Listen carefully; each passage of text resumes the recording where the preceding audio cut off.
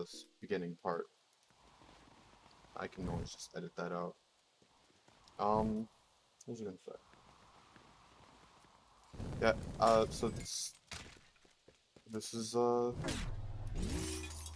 recording now for anyone, for when this goes on YouTube. Going to be going through the Mr.Girl and Hunter Avallone debate. Yada yada. What was I saying earlier?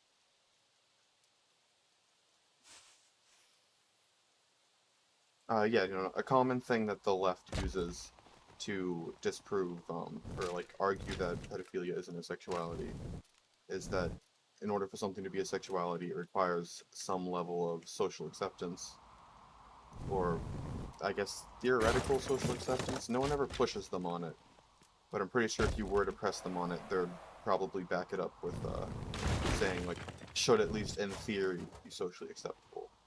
But if you go to, like, pre-Stonewall, and look at gays, like, before this Stonewall incident, I'm pretty sure most people would agree or hold the opinion that even theoretically, homosexuality can't be accepted in society.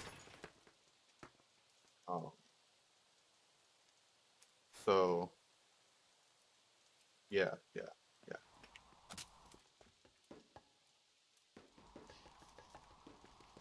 Completely skipping a beat, getting off track.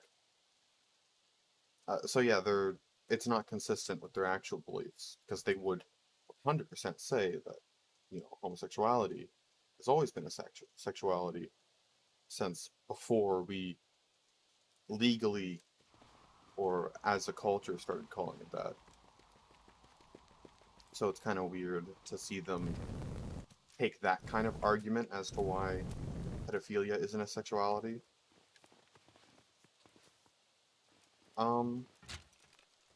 I guess I should actually get to the video.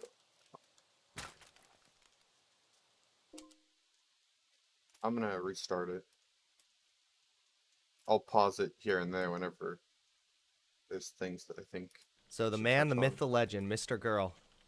Never thought I'd be sitting down here having a conversation with you, but here we are. I know. I mean, the first contact, the first interaction we had, not direct interaction, was your reaction to my Cuties review. Yeah, I kind of wanted to start with that. I feel like we should acknowledge that happened. Yeah. Yeah, I mean, of course, I should give some context here. Mr. Girl's most known for his Cuties review. Yeah, if you remember when the movie Cuties came out, huge controversy. Mr. Girl is the guy who made a review. He called it like a uncomfortably honest review of Cuties, and he essentially just talked about how the kids are hot in it, and that's the intended thing by the author. Which, yeah, no. I mean, the author, its target audience is like kids, because that's what the author wanted. The directors made a statement on it. That yeah, the director of the movie Cuties made a statement that it's based off of her experiences when she was younger, to try and give like the knowledge and whatever she wishes she had at the time. But a lot of people, thought it was something that was directed towards adults. You'll see Mr. Girl took this as, oh, it's supposed to show you that, under certain circumstances, kids are supposed to be hot. And then everyone else is, like, on the left and all that, is going to be saying, oh, it's trying to critique the sexualization of children, when it's not doing any of those things, because you're an adult, you're not its target audience. You're the way you're interpreting it um, isn't you're interpreting it as if the target audience is adults, when it's not. It's supposed to be teaching kids that there's the correct thing for them to do is to find a balance between what society and what they want and what their parents want if they have overbearingly conservative parents. The themes between that movie is actually very similar to the themes present in Turning Red. Conservative, overbearing mother, coming of age girl realizes sexuality exists, starts finding people attractive. Mother goes off, uh, absolutely apeshit. Girl goes behind mom's back, to do things anyways. Cuties got a lot of controversy because it uses actual children and it doesn't use a metaphor for sexuality, where Turning Red didn't use actual children and uses a metaphor for sexuality. Also, Turning Red's a great movie. Thing. Um, yeah, yeah, but you'll see like that's why most people say the Cuties was bad, because it's supposed to be critiquing sexualizing children, but then goes and sexualizes children when it's not supposed to be critiquing sexualizing children for an adult's perspective. It's supposed to help kids gauge, kids who are getting into that point to where they are, you know, present on the online, yada yada, uh, feelings, blah blah blah, and help them get an idea of uh, where they should put their balance, rather than blindly following what the internet says or blindly following what parents say. Yeah, yeah, yeah. No, I think that's most of the problem with most people's interpretation of it, and that's why you'll see like critic reviews for Cuties is pretty high, whereas like viewer reviews are pretty low. I think even now, I'll just check.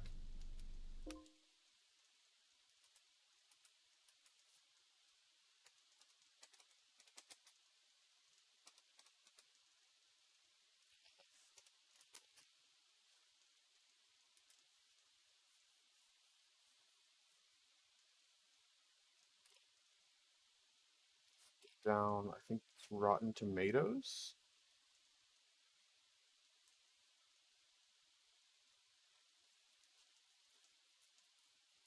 Oh yeah, and it has a decent like critic reviews, but then like the audience reviews are terrible, because the critic reviews actually, would take into account what the movie's intending to do and how well it succeeds at that. And then the audience reviews is, oh my gosh, there's a child twerk. Oh fuck, no. So I think it's pretty interesting to see, those kind of things go back and forth. Uh, yeah, I'm gonna unpause the video. Always, there's a lot of people in my chat, saying you're a pedo and whatnot. I'm sure you're kind of used to, unfortunately, those kind of accusations. So, are you a pedophile? Well, what do you mean?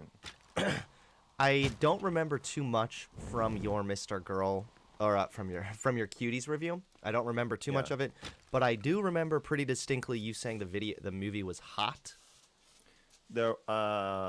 I said the girls in the movie were kind of, I think I said pretty hot. Oh no, I think I said the dancing scenes were pretty hot. Yeah. Yeah, so that kind of stuff definitely like puts a bad taste in my mouth. If you're gonna Sure, say that's that like the understandable. 11-year-old girls twerking and whatever was like hot, I think that's kind of creepy. Yes, I can really empathize with that. Okay, so I can't. that's kind of where I'm That getting should at put with a bad the taste. question of, That are should you a put pedophile? respect. Yeah, right. So I guess part of what I was trying to get at with it, are you interviewing me briefly at this moment? I mean, yeah, I What is guess this is kind of just the beginning of the conversation. I'm fine talking Yeah, about other subjects, but I feel like that's sure. kind of the elephant in the room we should probably address. That you sort of called me a pedophile. I don't remember if I called you a I don't pedophile or think you not. I think you just said it was really weird. It, I think I mean, it so. I still think kind of weirds me out. So Yeah, I can see that. I think part of I'm gonna turn myself down a little bit because I can tell I'm gonna be yelling a lot. I think one problem is that people view the Cuties review with the assumption that I'm proud of what I'm saying, and a lot of my content is more about like disclosing weird things about myself. So I wasn't saying I don't really like moralizing or virtue signaling, as you may have noticed. So I don't want to say it made me hot and therefore and that's what makes me uncomfortable or blah blah. I kind of want to just say like the blunt, raw truth of my reaction, regardless of whether it made me look good or bad or weird or sane or insane. So I was more saying, I called it an uncomfortably honest review. I wasn't trying to say like, of course it was, of course it was hot, just like I expected it would be, or just as we all know it's hot. That there's more saying, and it was not a admission that I'm a pedophile. My point is that, in spite of not being a pedophile, I found Cuties kind of hot. It's the I mean, contradiction there. yeah, I can understand what you mean. That maybe like Yeah, you you don't were have to agree with what I'm uncomfortable. saying. Yeah, well, I know, but you were uncomfortable with the fact that you, as a not pedophile, found the movie of 11-year-old girls hot. I just feel like But, that's but still kind of coming across a little pedophilic. sure. But here's the other problem: is that at the same time, I also kind of am comfortable with that. I'm comfortable with my discomfort.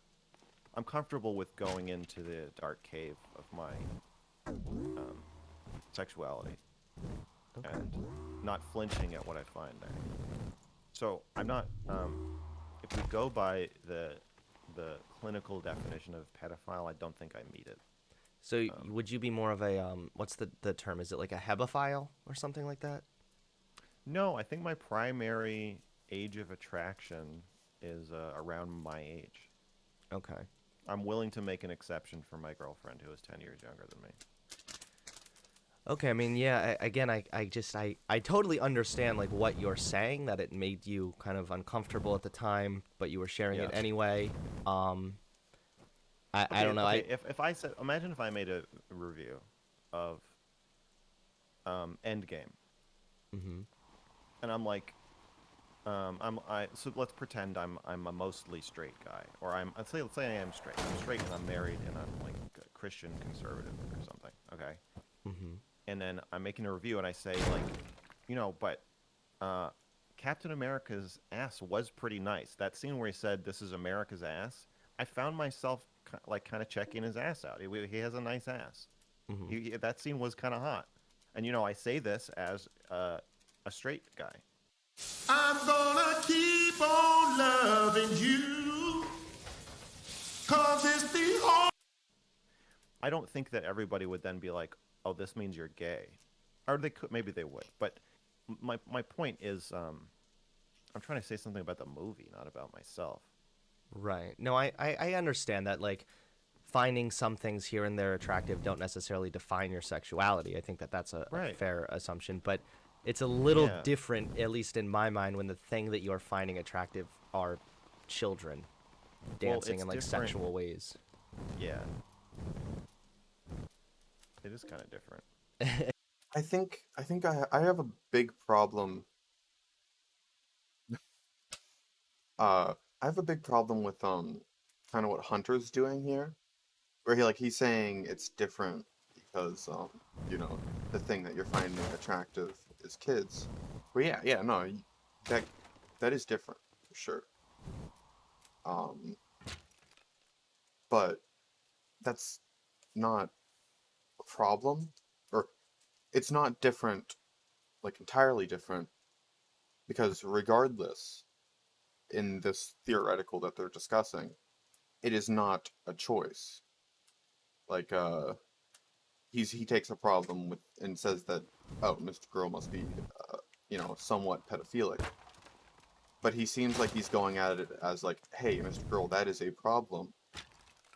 Um, and it's like not the same as like comparing it to like homosexuality.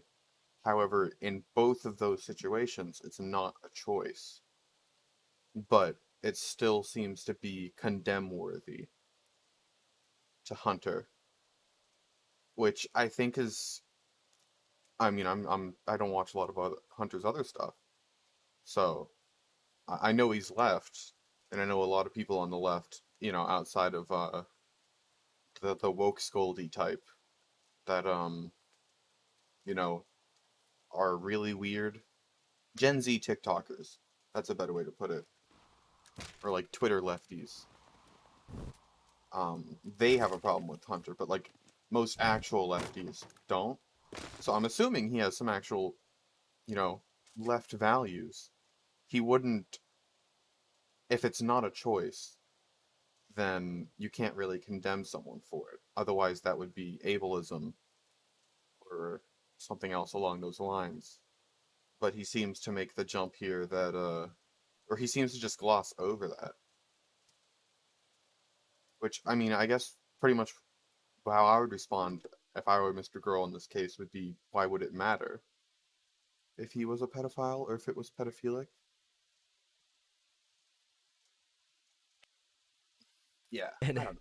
It's more controversial, but also I feel like there's a witch hunt going on. There's a pedophile witch hunt happening, where well, everybody's trying to figure out who's a groomer, who's a pedophile, and everyone's trying to position themselves as not a pedophile and not a groomer. And I also hate witch hunts. I hate the whole dogpiling mentality, the whole suspicion, the paranoia, the accusations. But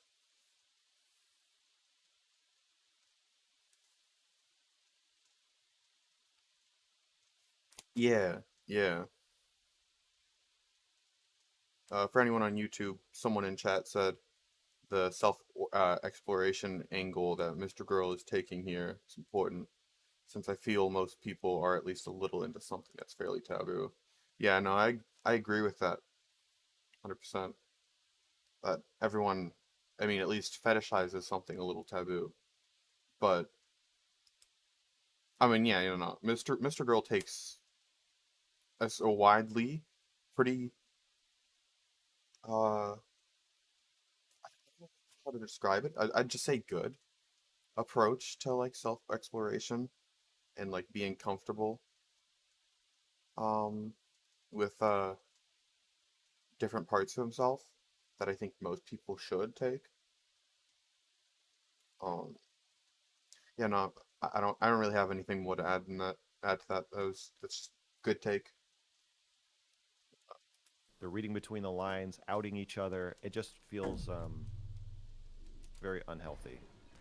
I can And agree with that. That kind of falls in line with some of the like cringe with cancel culture and whatever. But I okay, so just that you were doing a little bit of that in your video. no, because I feel like Would you your video that cop you to that? made, it wasn't reading between the lines. Like it was pretty blunt what you were saying, which was that you found the minors attractive. Yeah, but so Well, that's pedophilic. I mean, if I got up here on camera and was saying like, yeah, I'm not generally attracted to children, but there was this one scene where there were these like prepubescent girls, they were dancing sexually, and I don't know, I thought it was hot. It kind of turned me on. Like that's definitely that maybe not okay. If we want to get really technical, I think we maybe should. maybe that does not make you a pedophile in the sense that you are No. exclusively attracted to children, but it's Yeah. definitely touching on like a pedophilic line. I would say like you're getting into that really uncomfortable territory. Yes. Okay, so my thesis of my upcoming kind of deep dive into pedophilia is that part of the reason that we're so concerned with outing groomers and pedophiles online is that social media companies have created a very dangerous environment for children where any of your fans, any of my fans can DM us privately. We could we could groom we could be grooming kids left and right if we wanted to. The tools to do so are dropped into our laps, and the fans are dropped into our laps too. They're delivered to us by these platforms and by their algorithms, and then by the video calling, sharing, photo sharing tools, anonymity, fake accounts, anything we want. Right. in terms of taking advantage of children we can have in a way that, like, it was such a huge scandal, like Michael Jackson having kids over to his house in the 90s. Mm-hmm. Can you imagine in the 90s if, like, Michael Jackson was having private video calls with children? That would I be mean, I thought that that would there be was a huge scandal. Well, I recognize, and I'm not too familiar with the Michael Jackson thing directly, but it was my understanding that there was more than just him. There was more than just like kids being over at his house. They were Wasn't sleeping there? in his bed with him. Yeah, so that's pretty yikesy. That's pretty uncomfortable shit. Yes, but now um, nobody seems to really bat an eye at the tools for child grooming and child abuse being really easily available to creators, Right. and even not creators in communities. I mean, especially Discord, but Twitter too. Mm-hmm. I think that we are kind of self-policing to try to make up for what I think is a unsafe situation for children. I don't think there's any amount of you pointing fingers at me and calling me a pedophile or a weirdo or whatever that is going to make up for the fact that if I want to groom underage members of my audience, I can do so very, very easily. And no amount of calling me out on it is. I mean, the other thing is that kids think it's funny. Like, What did they kids think are is not like, I was very popular on TikTok until I got banned, which also has privacy. So when you call me a pedophile, I'm not saying you call me a pedophile, but when you make Ask about it, implications, yeah. Okay. when you ask about it, yeah, you're just asking. When you ask about it, it doesn't make the kids in my audience any safer. It doesn't make them want to stay away from me or not talk to me. Mr. Girl does handle like Yeah, but it getting sounds like accused we're of having two different conversations being a here pedophile because pretty, I agree pretty that nicely. there are a lot of tools available to virtually anybody online that gives them the ability to easily groom fans or groom children, and that's absolutely Yes. a problem. And I want to say that is the problem that I think. but don't you the think witch it's hunting- also a problem to be like sympathetic towards the attractions that pedophiles have? No, not really. Really? You don't think that that gives Yeah. it like a level of validity or justification there? So just really quickly, if I could elaborate, my opinion on pedophilia is generally that if there are people who have attractions to prepubescent kids, then they Here should comes- obviously seek help. I disagree with the idea of like what you said, like a witch hunt. I think He said the words. Said the words. It's like my least favorite thing, and then like all lefties use it. Well, everyone who wants to like be like, ah, well, I mean, I'm not a fascist because I don't want them to be murdered. Uh, they'll use the classic line. Um, I don't think that we should accept it. They should just go. But I do think that they should go get help. There's something just really annoying every time that just pisses me off every time someone says that. What what do you mean by help? So like uh think you want them to go to therapy, okay? That's what they're describing. They're saying that you know, you shouldn't lock them in cages, shouldn't kill them, yada yada, but they should go to therapy and get help. Just follow that thought process down a single extra step. What do they do in therapy? What what is the help that they get? I know people who go to therapy. Um, I know pedophiles who go to therapy. It's affirmation therapy. It's the same shit we do with gays. Like I mean, you might get your oddballs of conversion therapy, and most of the time you just get turned away. It's there's a study done. Um, I could bring it up, but I'll no. I was gonna say I'll link it down in the description on the YouTube video. If someone in chat wants me to pull it up, I could, but I'd rather just keep going with the video. I think it's like 60% of psychologists will turn away a pedophile if they go to them for therapy. Um, so one, no, the we should keep the stigmatization everything where it's at. Um, Actually, yeah, I watched like 15 minutes of this. Mr. Girl actually kind of gets on this point, not fully.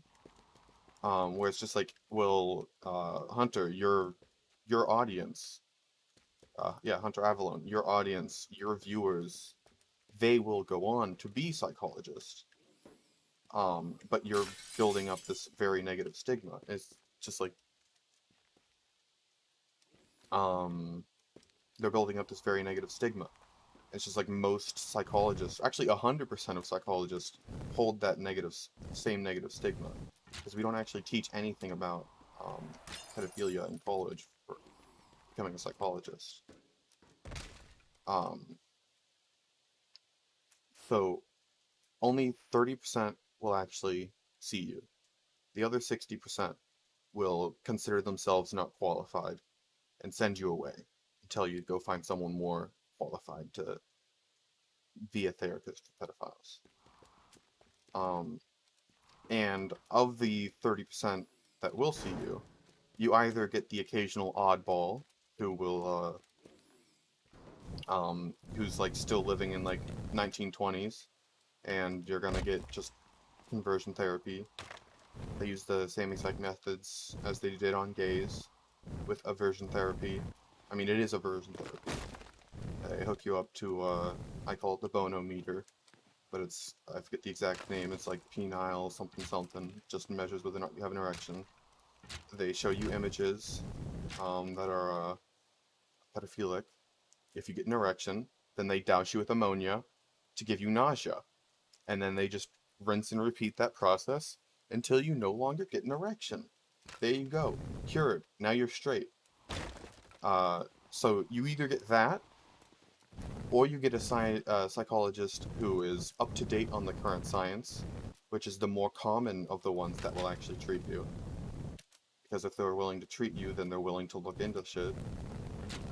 And you're going to get told to find outlets and to accept yourself.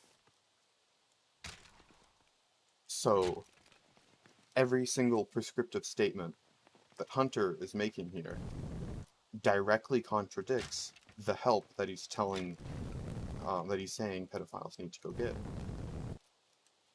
which is really, really bad and very, very common to give bad prescriptive statements to fix pedophilia and then just use get help.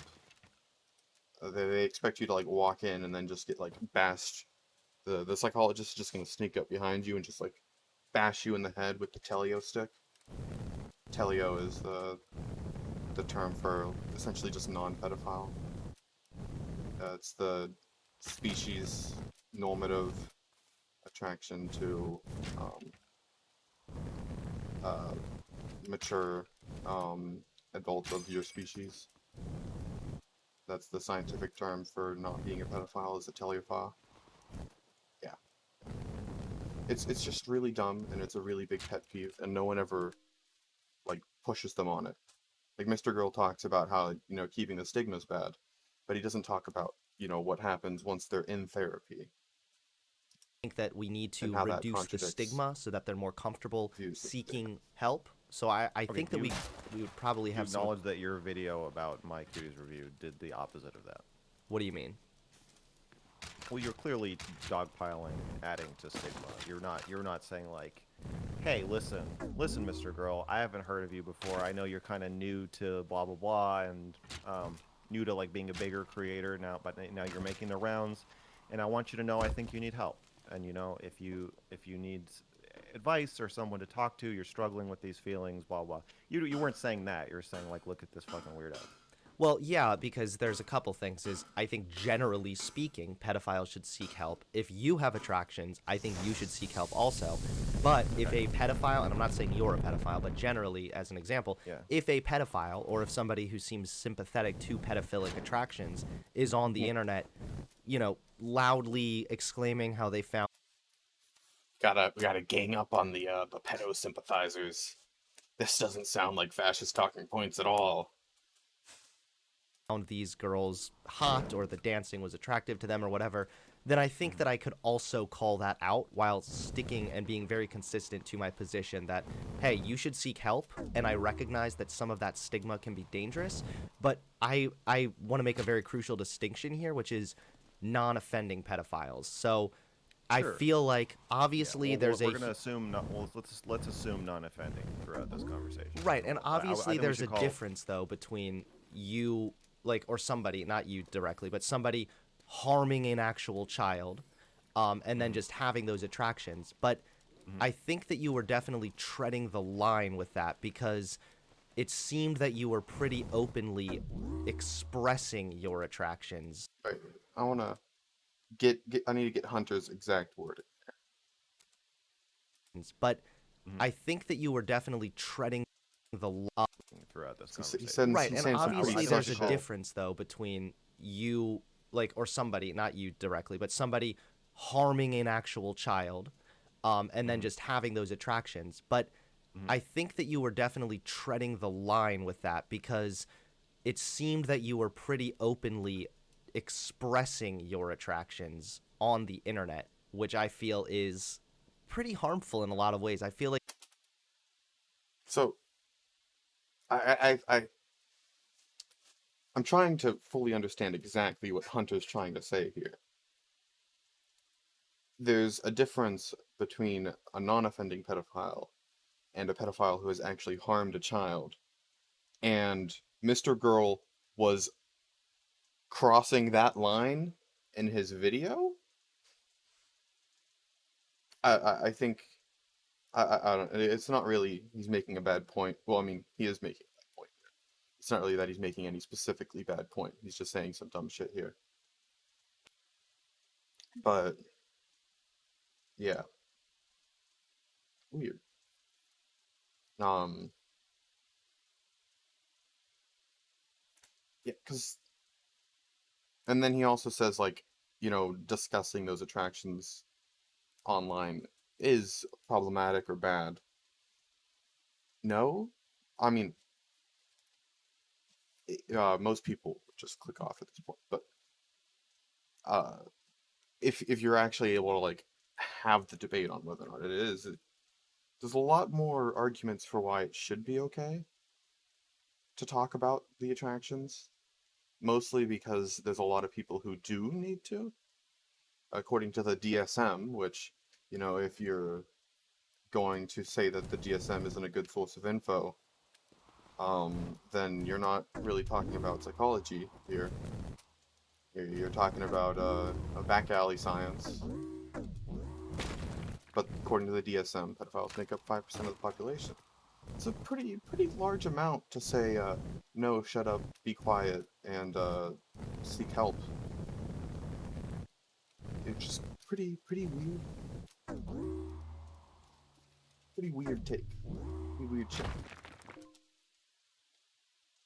Uh, yeah, I'm positive. if anything, you are adding validation to these attractions that pedophiles have, and I think that there are better ways of going about that. I think if anything, it's like, hey, if you found this video hot, then maybe you should seek help. But also, if you're going to post a video where you exclaim how hot it was, I feel like that's deserving of criticism as well. Sure, but again, you could still make a. But like, he did it again. If you find kids attractive or if you are a pedophile, you should seek help. And then just that's it. They're condoning like what he's doing is he's condoning conversion therapy without explicitly saying so. Because he doesn't himself actually condone conversion therapy, but he does not he can't cognitively within his brain he's not capable of making the understanding of condoning conversion therapy for pedos.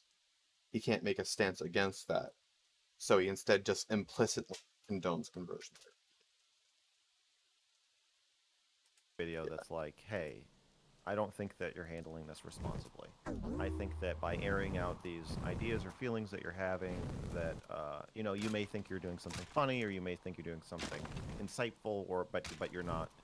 You're adding to this problem that is going to end up in children getting harmed because you're sort of validating this thing that's a problem. And if you have, I still think there's a way to say that that would not be stigmatizing. But are you saying that you are unwilling to acknowledge that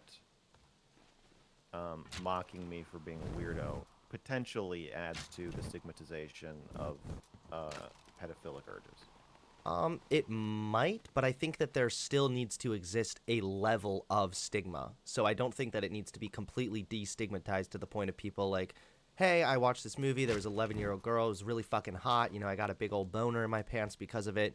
I feel like that's probably going too far. Whereas I feel like the type of stigma that I want to remove is more of the sort of the heavy witch hunt, I guess, kind of like what you were talking about, and the idea is like more of the stigma within the medical field as well. So like there have been plenty of stories I've heard of people who have these attractions. They recognize that those attractions are wrong, but when they seek help, they end up being stigmatized by like a mental health professional or a medical professional or whatever.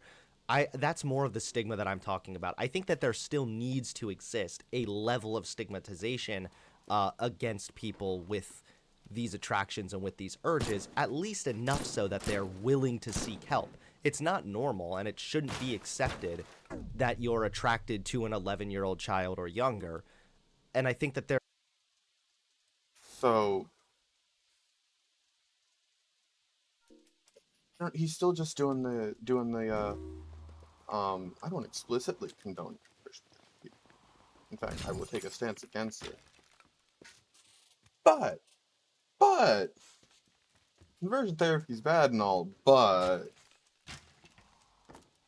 because he's essentially saying like just the attraction itself is something we're going to psychology for. But even the DSM-5 itself specifically states that the attraction itself isn't something worth going to therapy for. It's not considered a disability. I have the DSM-5 actually downloaded on my phone as a PDF, and I am going to read the exact line that I'm thinking of. I have it open up to the correct page. No. This is the wrong book. That's why it's not the page.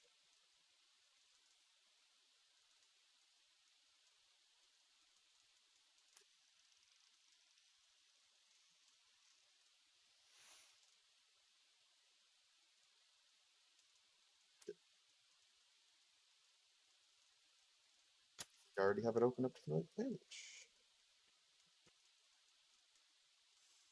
Okay, pedophilic disorder. Um, well, I don't really think I need to read through the entire definition. Let's go to, yeah, prevalence. The highest possible prevalence of pedophilic disorder in the male population is approximately 3 to 5%. Just wanted to reiterate that from earlier.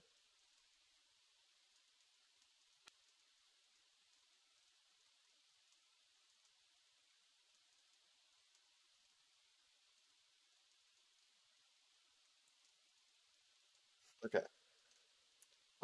See, after defining pedophilia, it says, okay, if individuals also complain about their sexual attractions or preferences for children are causing psychological disorders, they may be diagnosed with pedophilic disorder. However, if they report an absence of feeling of guilt, shame, or anxiety about these impulses and are not functionally limited by their paraphilic impulses, according to self-report, objective assessment, or both, and the self-reported and legally recorded histories indicate that they have never acted on their impulses, and these individuals have a pedophilic sexual interest, not a pedophilic disorder. And fun fact, in the original printing of the DSM-5, it actually didn't say pedophilic sexual interest. It originally said pedophilic sexual orientation. Um, Conservatives didn't like that, so they changed it. And if you actually try and find free PDF files for the DSM-5, you'll like the ones that are like hosted on like Google Docs and all that, they actually still have the previous version because that's the easiest one to get free copies of. Um, I made sure I have an up-to-date version on my phone because I need to be able to properly school the antis. But not only, I think an important thing to pay attention to with that definition is not only is the attraction itself not a disability, but what he is describing here, what Hunter is saying should happen here, like the increased stigmatization of like these attractions are bad, increases the feelings of guilt and isolation and all that.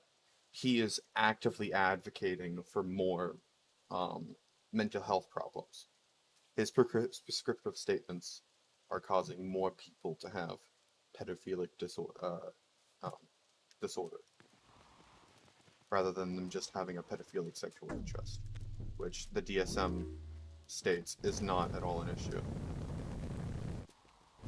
Um, yeah, yeah, yeah. He's just dumb.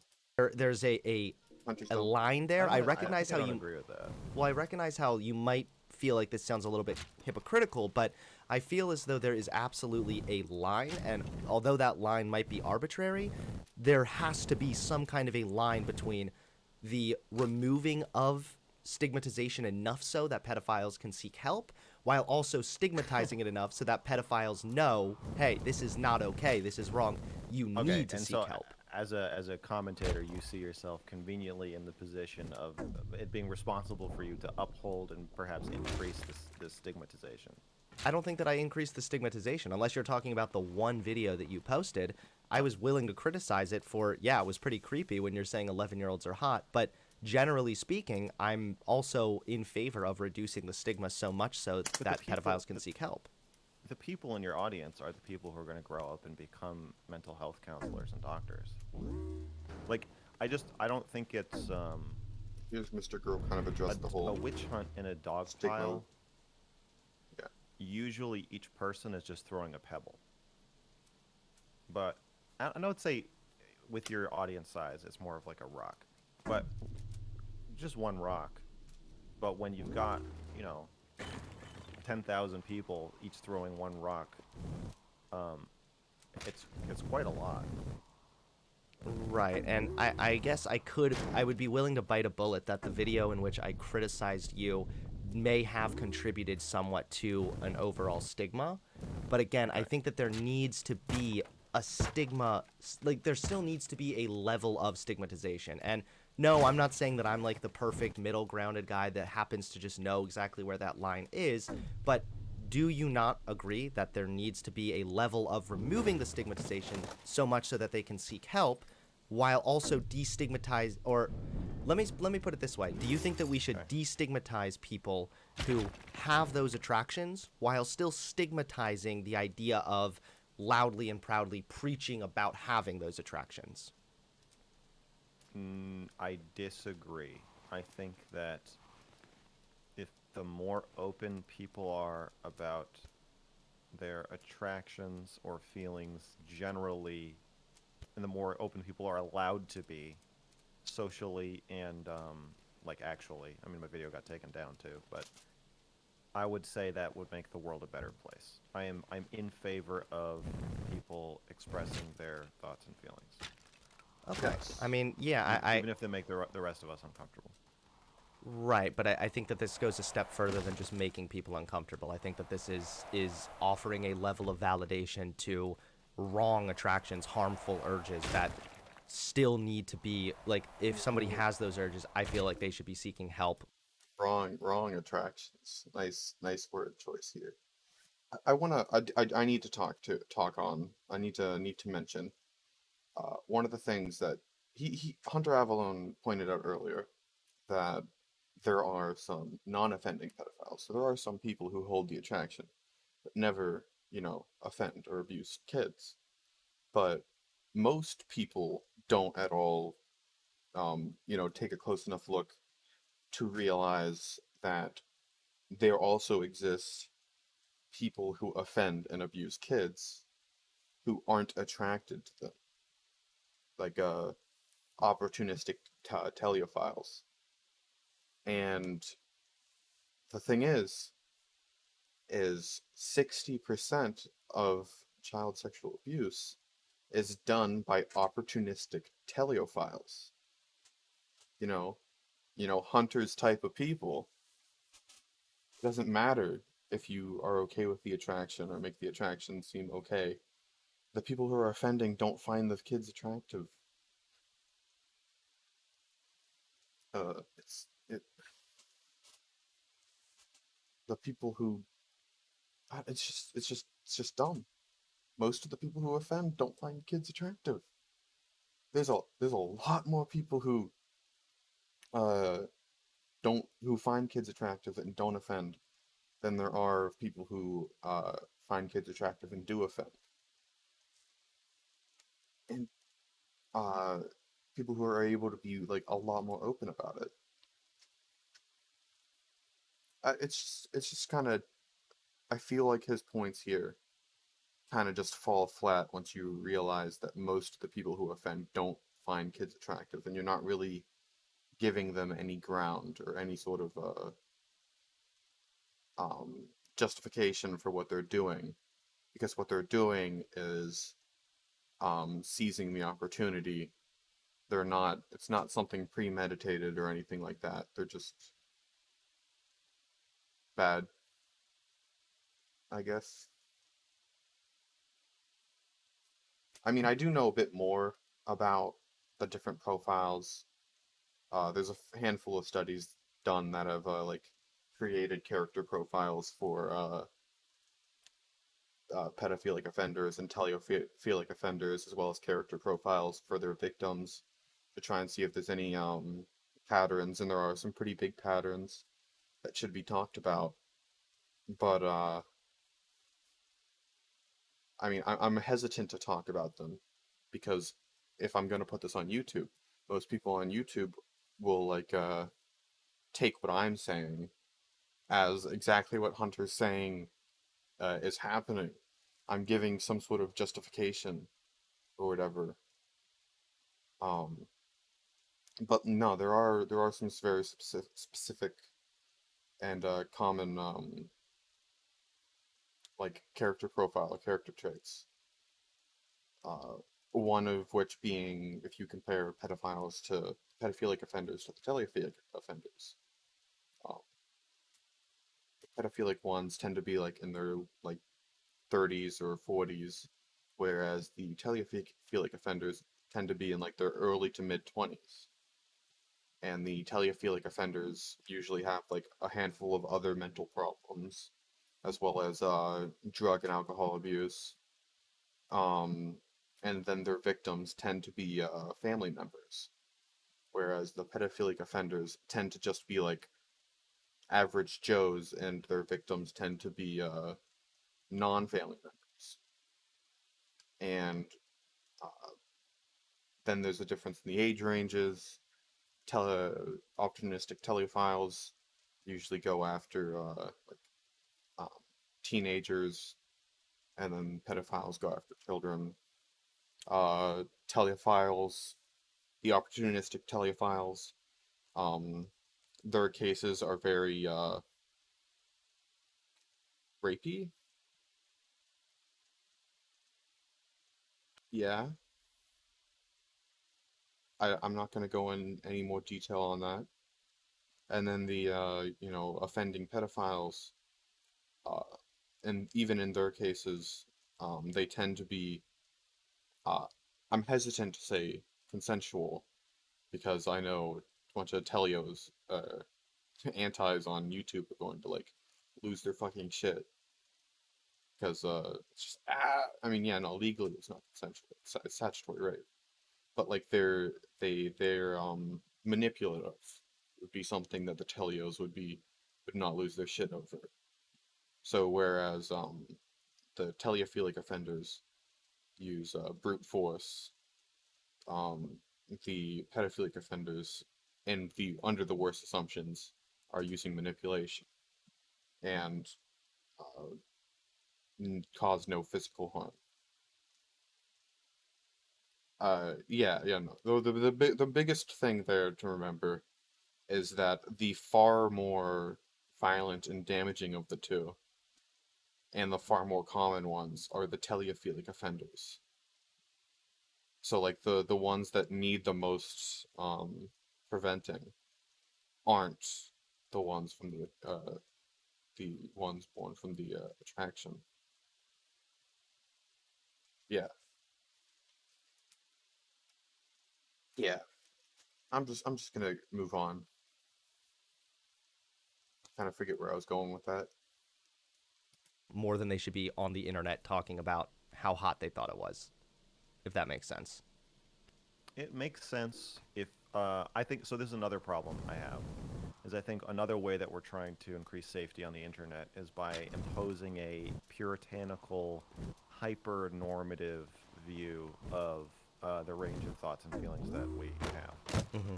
And so I think that telling people if you thought the girls twerking in Cuties were hot, you need to seek psychological help is a little ridiculous. I don't agree with that. I think again you're trying to make up for like an unsafe situation that kids Did I tell you I bought our car from Carvana? Yeah, Ma. It was so easy. I found the perfect are in and have been kind of thrust into by social media companies. Well, I But I think that the don't- video, the Cuties, was putting kids in a pretty dangerous and uncomfortable situation too. But what's the difference to you in your mind between destigmatization and then normalization?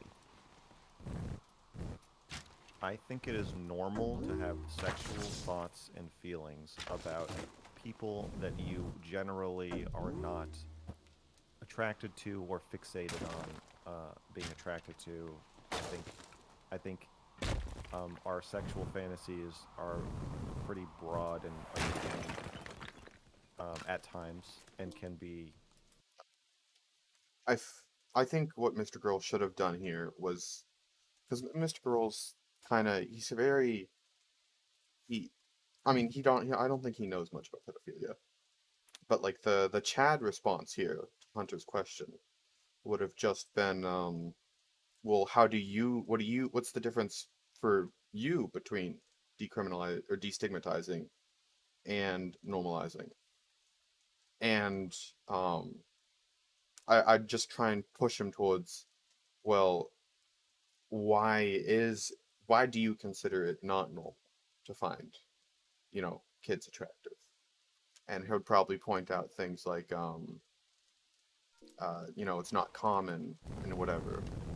But then I'd just bring up like gays and homosexuals. I mean, we'd acknowledge that being gay is normal, and at the end of the day, there's no argument that he could make for why being gay would be considered normal. That wouldn't also apply to pedophilia. Um, there's no like good argument, at least. Just no one ever pushes on that. Mr. Girl really should have, but I don't think he wants to come off that like attacking or aggressive in his debates. He really likes the middle ground position. And I think that really gets in the way of pointing out how dumb what Hunter's saying is. But yeah. Triggered by all kinds of things. I think, the actresses are 12 to 14, so I think a 14-year-old twerking in front of the camera is a pretty reasonable thing to be aroused by. Or not even reasonable, but normal. And I don't think that is indicative of mental illness. I think that the normal view of mental illness. And so like if I said this in like an academic setting, it would just I don't think anybody would, no one would be like, wait a second, you sick fuck. It would just be kind of accepted as like, well, that's obviously true. But you come into online world and everybody's like a fucking Mr. Girl's nut. right here. I mean, I so think it's just it's when there's a video like the Cuties thing that is heavily sexualizing underage girls, yeah. that is putting, first of all, it's putting those children in a bad situation. I think that the movie producers were totally wrong for making that film to begin with, and I think that it was pretty exploitative. Well, I think I said that in my review. Okay. So I can also acknowledge that, yeah, there needs to be a balance between the destigmatization and getting rid of that heavy witch hunt. And I listen, wait. hold on, wait, really quick. I'll No, even acknowledge though that I was contributing probably more than I would have Probably. liked to the stigmatization in that situation. But I also still am holding by the fact that I think that there needs to be You're a saying I shouldn't level. have made that video. No, I'm not saying that, okay? I think that there needs to be a level of stigmatization there still, and then I think that we need to distinguish between destigmatizing so much so that pedophiles can seek help, while also not normalizing that kind of behavior. Okay, so I guess part of my problem is the blurring of He needs, like, he doesn't, because no one's going to call him out on it. But he needs to justify why he's against the normalization. There's no actual good argument to justify being taking the stance that he's taking. Like, why oppose the normalization?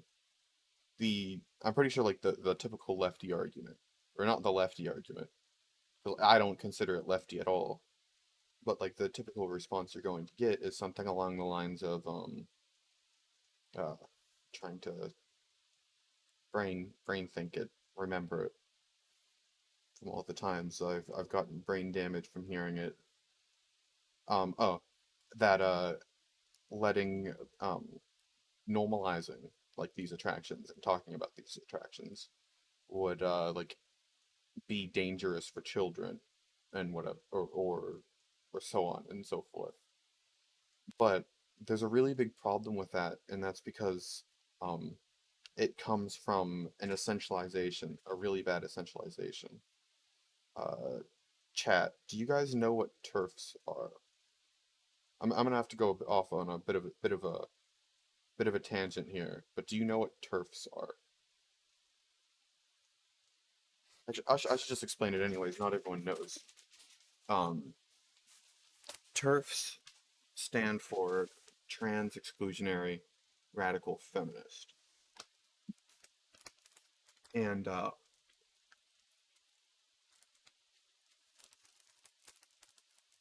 they were a big problem back in the like early left. Um, they no one among the left at the time, realized that they were a problem and that their views and arguments stood against what the left actually stood for. And it led to a lot of trans people just not getting any rights. And nowadays they're viewed as bad, rightfully so. They're viewed as bad. Essentially just Nazi apologists, because they're they're just advocating for typical fascist or Nazi things. They want to treat trans people, mostly trans women, badly. Uh, they don't care if trans women die or get raped or whatever, because and most people just look at that and it's just like, oh yeah, trans turfs are just terrible people. But that's only if you don't take a closer look at what a turf is. Turfs usually are feminists and women who have been harmed by the patriarchy. They have had an abusive husband or an abusive father or an abusive boyfriend, or they've been raped. They've had some traumatic event during their lifetime, um, caused by a man. So they essentialize, like those negative qualities to men. Men rape. And that's the reason turfs oppose trans women so much, because to them, trans women are still men, and therefore they are rapists. It's the reason, like, bathroom laws are so bad, and are like a hill that every turf will die on 1,000 times over, because they believe that letting trans women in, the correct bathrooms, to where they're now going to the bathroom with other women, will put those cis women in danger, because the trans women are still men in their eyes. They are rapists. Men are rapists. You cannot have men in a woman's bathroom because men are rapists. And trans women are men. That is like the typical like turf running point. And the reason I'm bringing this up is most pedophobes are kind of like, I think of them as like second wave turfs. Like they survived the first purging, where the left removed the turfs from the left, but they still hold like essentially the same exact values. Most of the antis, or at least the people who are spreading the gaslighting, um, are uh, turf 2.0s, or they just empathize strongly with turf 2.0s. They um, either were or were friends, or yeah, just empathize with victims of child sexual abuse, and they use that trauma as justification for the oppression of pedophiles, because they've essentialized uh, they've essentialized someone who was a child or a minor getting raped. They've essentialized that to men or pedophiles. It's different between them. Usually it's kind of just men, like they've essentialized it to men, but because we've kicked out turfs for doing it, they've, I think, kind of post hocked it to men with weak self control over their attraction to women. And then from that, it's just like a hip and a skip and a hop away to people who are too weak to control whether or not they are attracted to um, women who are capable of consenting. So, like, uh, to step away from pedophilia, it would be like with a drunk woman. A man who's not capable of controlling his attraction to a woman who is drunk at the bar is a dangerous and potential rapist. So they don't acknowledge that pedophilia exists. It's not really a disability in their mind, even in Hunter's mind. He doesn't actually think that pedophilia is a disability. He thinks that pedophilia is weak. It is someone, it is a male. That's part of the reason why female pedophiles get off so easily by society's judgments. It is a male who is too weak to control their attraction, or to be uh, what's the term?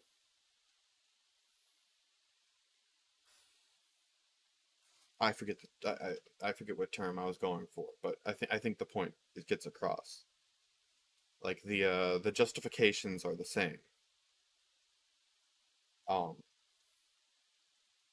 we wrongly blame this group for the causing of this trauma, and every single person in that group is uniquely and intrinsically um, predetermined to cause this trauma onto someone else. Therefore, any negative attacks we do towards said group is justified. I think even uh, black nationalists do this as well. They essentialize, like, you probably don't know who Professor Flowers is, but Professor Flowers is a black nationalist on the left. She's essentialized colonization to white people and has become very racist towards white people. And in her own words, there is nothing that a colonized group of people can do to their colonizers that will be even half as bad as what their colonizers have already done to them. And that was her response to, is it, can you morally condemn um a colonized group of people for genociding white people? And then she just uses colonizer as a euphemism for white people. And like it's very easy for that to just go under the rug among a lot of people on the left. Well, I call them fake left.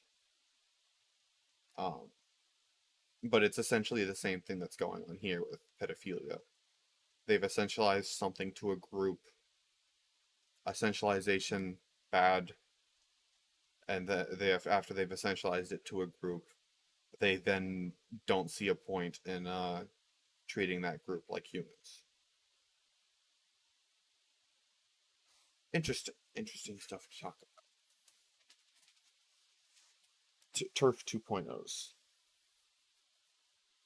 I'm on pause. Actions versus thoughts. So you're putting me in the same boat. As the producers of the movie. So if No, I say, I didn't mean to. If that was, I'm not trying to. well, okay, well, I want to not put myself in the same boat. I want there to be a distinction between, oh yeah, I watched that movie and like it was kind of hot. I was like, that's weird, versus me being like, you know what, I'm gonna have 500 12-year-old girls twerk for me and as an audition and figure out which ones I think would be the best for my movie about 12 or 11-year-olds twerking, and then I'm gonna film them and I'm gonna make the movie and I'm gonna sell it. That's not something I would do. Sure, and I recognize the difference there between That's thoughts something and between I actions. might think about doing it, but I'm not going to actually do it. Well, And sorry, go ahead. and so a lot, and I feel that that is missing in this conversation a lot. So when you're talking about normalizing, I'm my channel is more broadly kind of focused on saying, hey, we all have thoughts that are weirder than we would like to admit. Mm-hmm. I'm not trying to normalize the thought. Okay, there's two ways we can kind of shift that. I think I'm often interpreted as saying like, we should redefine thinking a 11-year-old is hot as normal, and I'm more saying we should redefine what is acceptable to talk about and expand that into things.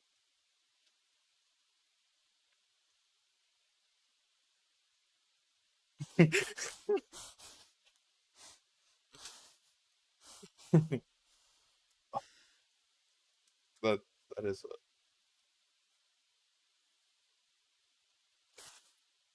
I never actually watched.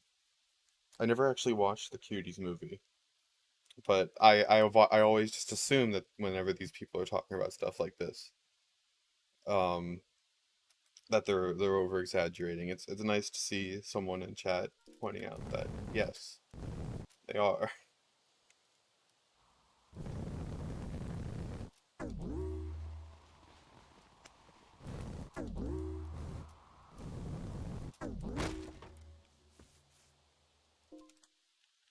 Things that are not normal. Again, I'm okay talking about these issues, I guess, but I think that the way those conversations need to be had need to be responsible. And I'm not putting you in the same boat as the producers. Obviously, you having a thought that the girls were hot is not at all the same as No. making the video. I'm not didn't saying that. do Yeah, no. I heard that the bad parts that everyone's freaking out about is always like way overrepresented. I'm talking to someone in chat for context for those people who will be watching this on YouTube if yeah, in the future. And for anyone in chat who did not know yet, I'm recording a segment on me talking about this video um for YouTube, making sure not to mention anyone's names from chat, yada yada. Yeah. Yeah, no, but it just seems like hardcore pearl clutching all the time. I was expecting a lot of pearl clutching for Turning Red. I haven't seen Cuties, but I have seen Turning Red, and from what I've heard about Cuties, they have very similar themes. And I was 100% expecting to see some pearl clutching. I thought it was actually really funny. I never expected a Pixar movie. Oh, Turning Red is a coming of age story about a the way I would basically assess the themes of Turning Red is it's a coming of age story for like a 12-year-old girl who starts getting horny. Um, then there's the whole red panda thing. A lot of people say it's for a period. I'm pretty sure that it's more supposed to be about her, expressing herself and also being horny because the first time that the red panda power starts to affect her, um, she draws a bunch of fan art of a guy working at 7-Eleven. Um, and then the first time she transforms into the red panda after seeing said guy working at 7-Eleven, she does the comical awooga at him. So I'm pretty sure that it's decently insinuated that that's supposed to be like horny. That the panda is actually supposed to be more metaphor for horny than for a period. And then she has a very conservative mother who like calls all the things that she currently likes that has to do with boys as degenerate. And she goes off behind her mom's back. She goes off behind her mom's back with her friends, to earn money and all that, so that way they can go see a boy band. And the boy band, by the mother's terms, it's very degenerate. And throughout the entire movie, the entire friend group is constantly cooming about the boy band. Uh, yeah. Honestly, it just seems like watered down Cuties. From what I've heard, I haven't watched Cuties, but from the few breakdowns, yeah.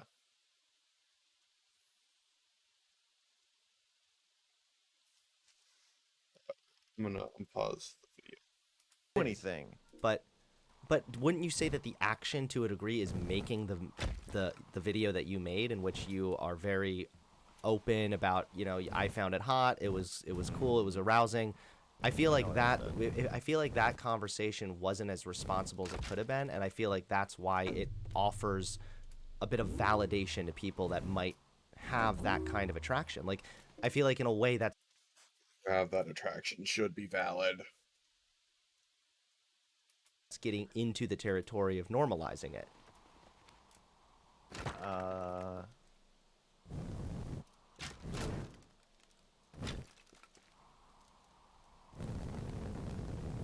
I don't want to moralize about. Again, I want to. There's nothing wrong with fantasizing about children. I think I would disagree with you on that. I There's know. nothing you I can think, do I about think, it I think legally. You can't arrest people and be the thought police. we But if do you're think we shouldn't be able. Even if we could, we shouldn't. We yeah, but should if not you're arrest people regular, for but their I'm not, I'm not, thoughts. I'm not trying to have that conversation. I'm trying to pinpoint the fact But that if can you you- are can you- regularly having fantasies involving underage prepubescent children, that kind of sounds like a pedophile. Yeah, I would say if it gets really regular, more than once a week. So like, there's a jump here. Yeah, yes, that is a pedophile, but pedophile and offender, or pedophile and potential offender, aren't the same thing. Heck, there's like yeah, I talked about the profiles built for pedophilic offenders and teleophilic offenders earlier. Um,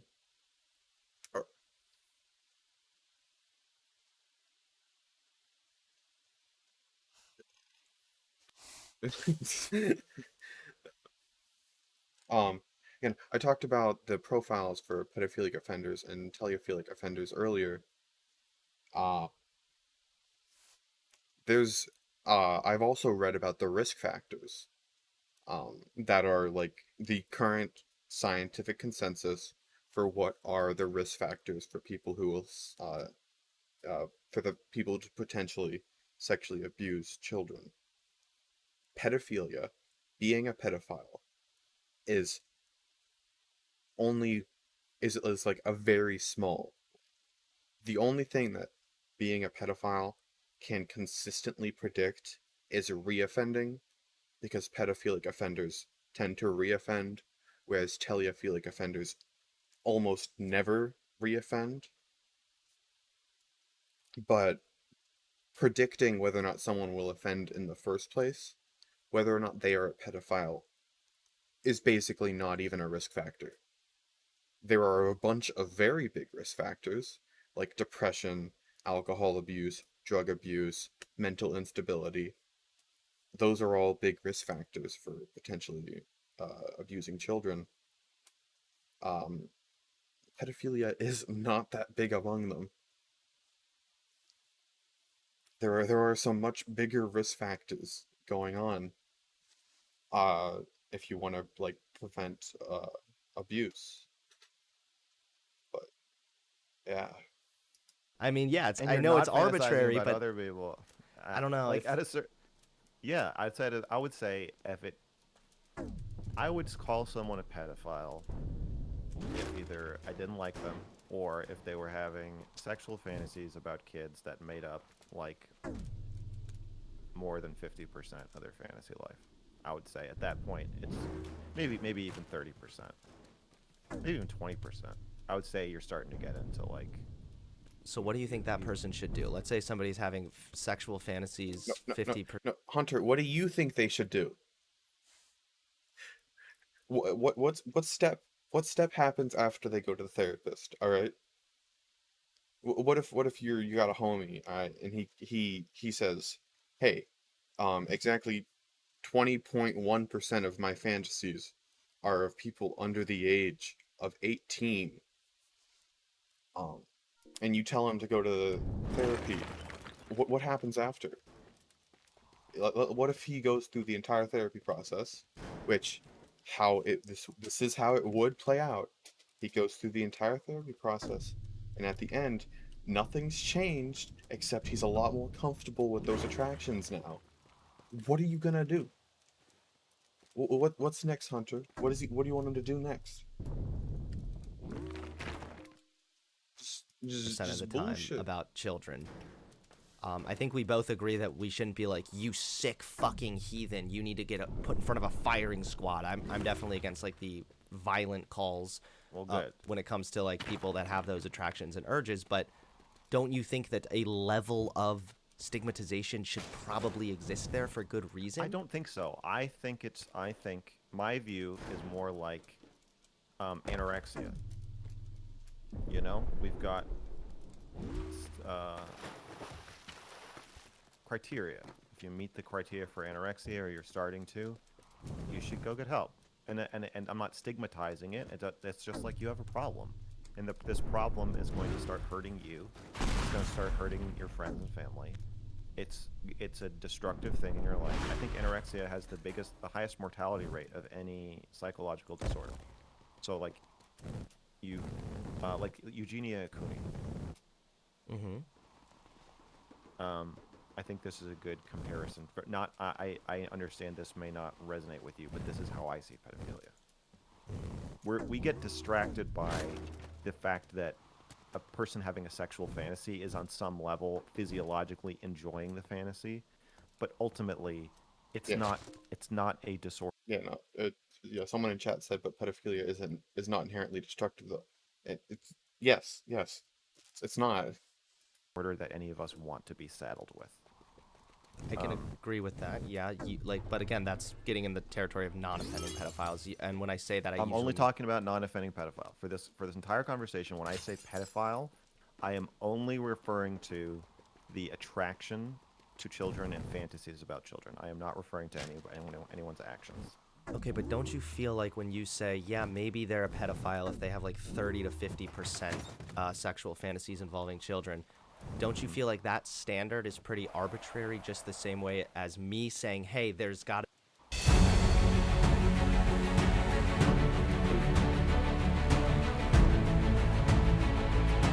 to be a line between the destigmatization and still keeping that stigma? Yeah, yeah. Wait, can I just walk you through this? Sure. Okay, I will keep it brief. I don't think the ads were stigmatization loud. is going to keep anorexic people from starving to death. And I similarly don't think stigmatization keeps pedophiles from acting on their urges or keeps them from having their urges. I think that we should treat it more like an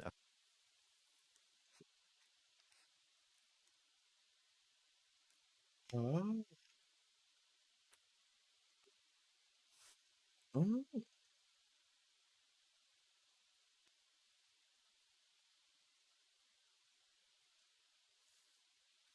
You know, I do like someone in chat said a good question for to glasses man, so Hunter Avallone.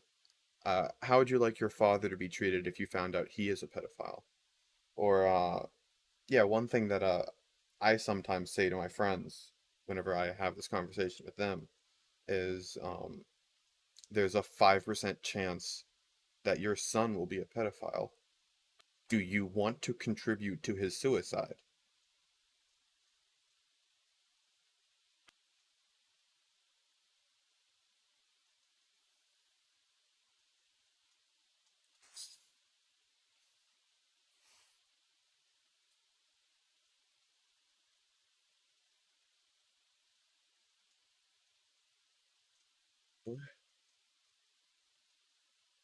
I also don't get the what's going on in chat right now.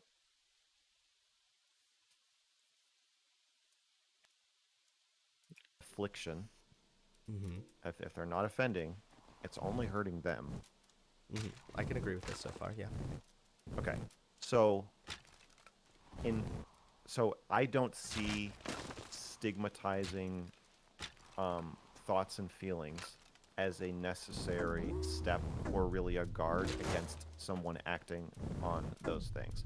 What I would like is for us, and I realize this may be a extremely unrealistic goal, but I'm not trying to really accomplish this because I know a lot of people just aren't capable of this.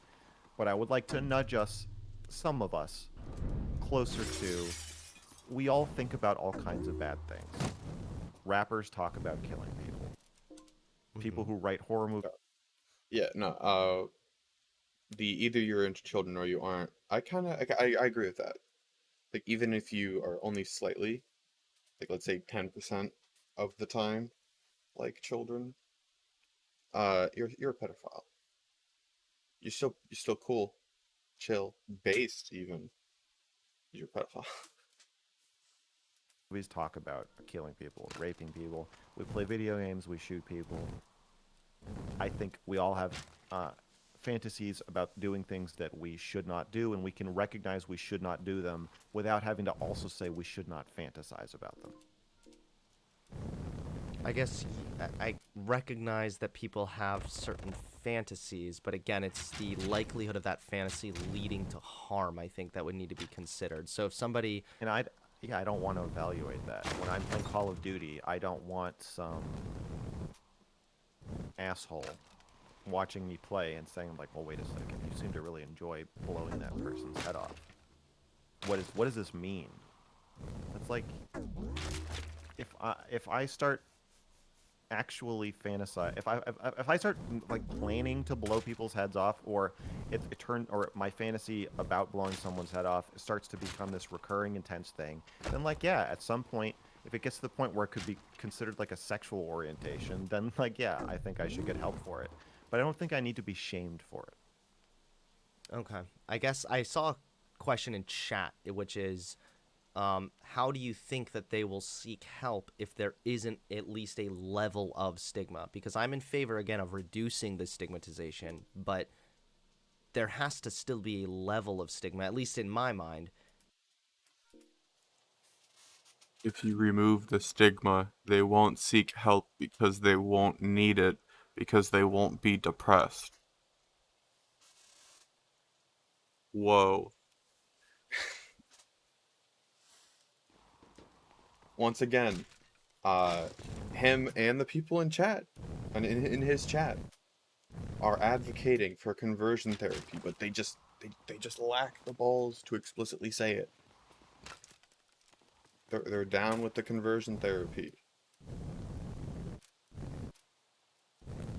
Yeah, yeah. Someone in chat said, does depression have stigma?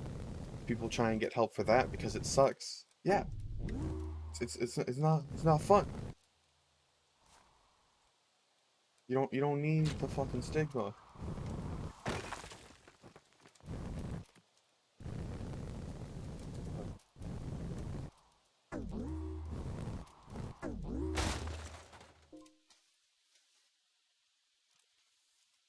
Okay, yeah. How do you kind of reconcile that? How do I wanna people seek finish help hearing if there Hunter talk doesn't about how he exist likes some conversion level of therapy. stigma? I guess I agree that it should be stigmatized in the way anorexia is stigmatized, or ideally would be, as it's hurting you. Not that you aren't hurting anybody with your thoughts, but at some point, if you're having intense sexual feelings about children all the time, that is going to start hurting you. Sure. I can. It's like isolating and embarrassing and scary, and Yeah, and I agree. and you Also, can't and you can't be just to cut fulfilled. it.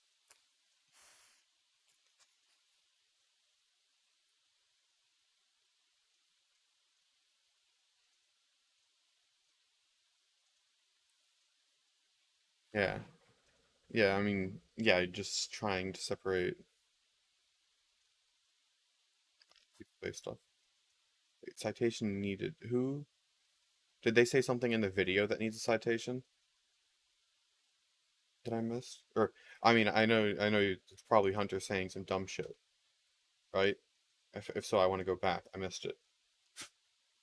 Okay. And scary, and I can. it's like isolating and embarrassing and scary, and Yeah, and I agree. and Also, you can't be just to cut in fulfilled. here, Like you like, can't have a fulfilling sex life. well, I agree. By the way, that like the isolation of people who have these attractions and urges is definitely wrong because it's a fact that that makes it more Oh likely that yeah. they will actually offend and harm a child. They the fact that like the attractions will eventually cause problems for you is, kind of BS. It's yeah. So I can recognize that some of the way that stigma manifests itself so far as isolating pedophiles or treating them as total social outcasts, that's wrong. That's the kind of stigma that I would definitely be against, but I just feel like because earlier you were like, well, so you're just the one sitting in the center. You know where the stigma should and shouldn't end, but it sounds to me like you're saying something similar, which is if somebody has these thoughts 30 to 50% of the time, which sounds like an arbitrary number that you kind of just made up, then maybe that makes them a pedophile. Isn't that just as arbitrary as what I'm saying, that there needs to exist some level of stigma, but also we need to reduce some level of stigma as well?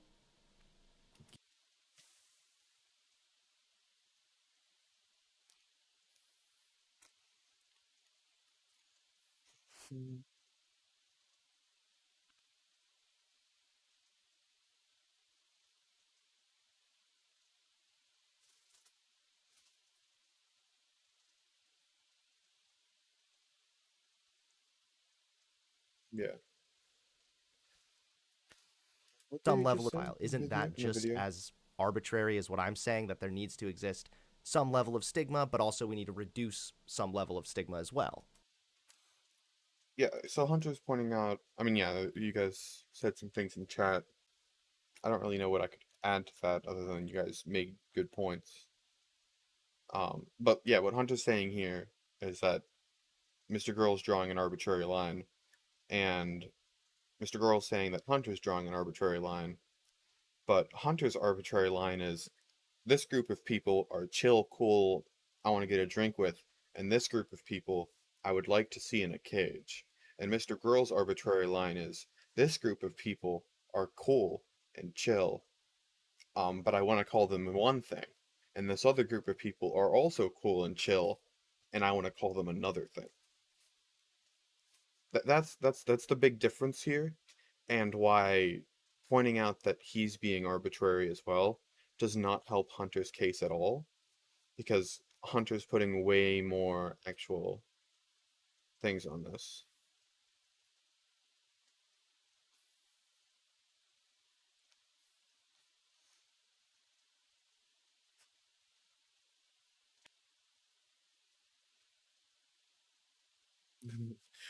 Yes, someone said in chat the nerve to assume that just because you're attracted to someone means you're going to kill them or something.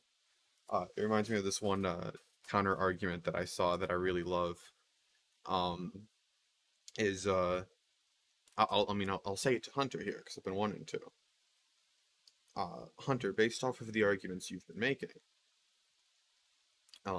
if kids fit your area of attraction, like if you found kids attractive the same exact way you found women attractive, you think that you would eventually rape. Okay, that's what Hunter's saying here. He's considering that if he were to find them attractive, he would rape kids. That's what I'm hearing from Hunter. That's all I'm hearing. That's the only reason he does it. It's because he doesn't find them attractive.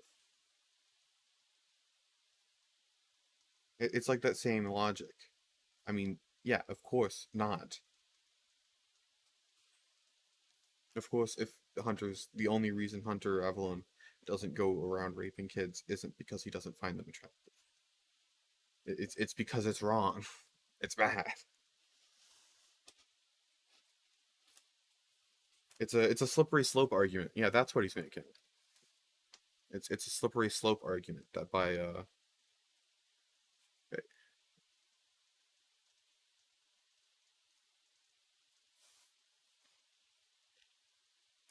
all right, yeah, I'm gonna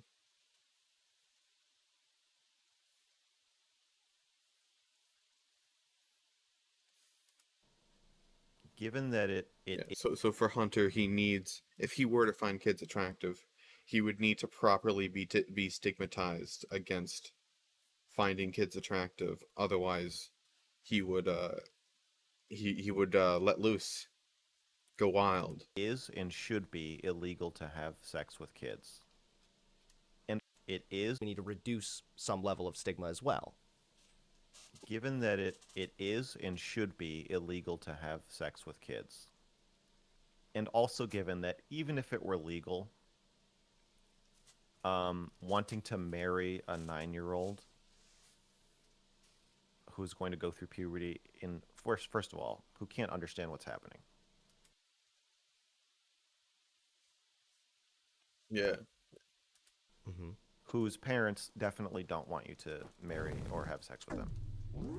Who is going to go through puberty imminently is, even if it were legal and completely accepted by society somehow, it would still be a completely nonsensical, delusional thing to do. Pedophilia doesn't really make sense as like a lifestyle. So,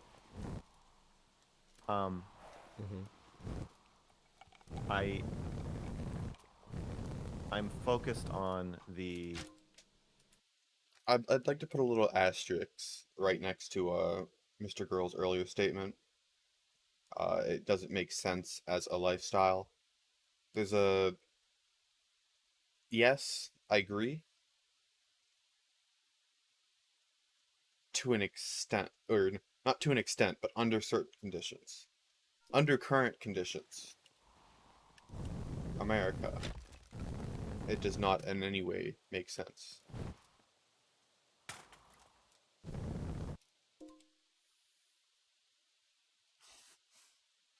I don't watch H3H3, so I didn't really get the vibe of them sounding the same. protecting children. It should be illegal. It is illegal, and it should stay illegal. And then protecting pedophiles who are harmed by their Okay, I mean, at the very surface level, I can agree with you there, but I definitely think that we have a lot of disagreements as far as Yes. how, like, what level of stigma we should remove, and then what would make somebody a pedophile, how often are they having these fantasies and these arousals that would kind of define that there. And I guess those are really arbitrary lines at the end of the day, but Well, do you at least understand where I'm coming from in saying that online spaces are over stigmatizing of Oh, everything?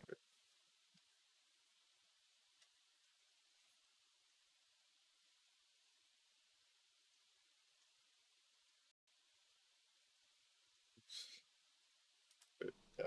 And that the view of what is a normal person espoused by YouTube commentators is extremely unrealistic and almost demands that people be really fake and shallow all the time, or they're considered like outcast, like psychologically damaged, like insane people. I can agree with that to a certain degree. Yeah, I mean, even there are even issues with people on Twitter claiming that, like, if a dude is who's older is dating a woman who's like over 21, that's somehow like creepy or grooming or something like that. So Yeah, yeah, I can agree that there are. like Call Me Carson. I feel like Call Me Carson is the best test case of like this is clearly going too far. I don't And remember I exactly what happened there. I would have to look into it. he asked for nudes from a 17-year-old when he was 19, and some amount of people called him a groomer. Yeah, I feel like that would probably be a stretch there to call him Right, a groomer and there. yeah, and so I understand. I'm not trying to say that you are on. You're aligned with me on this, but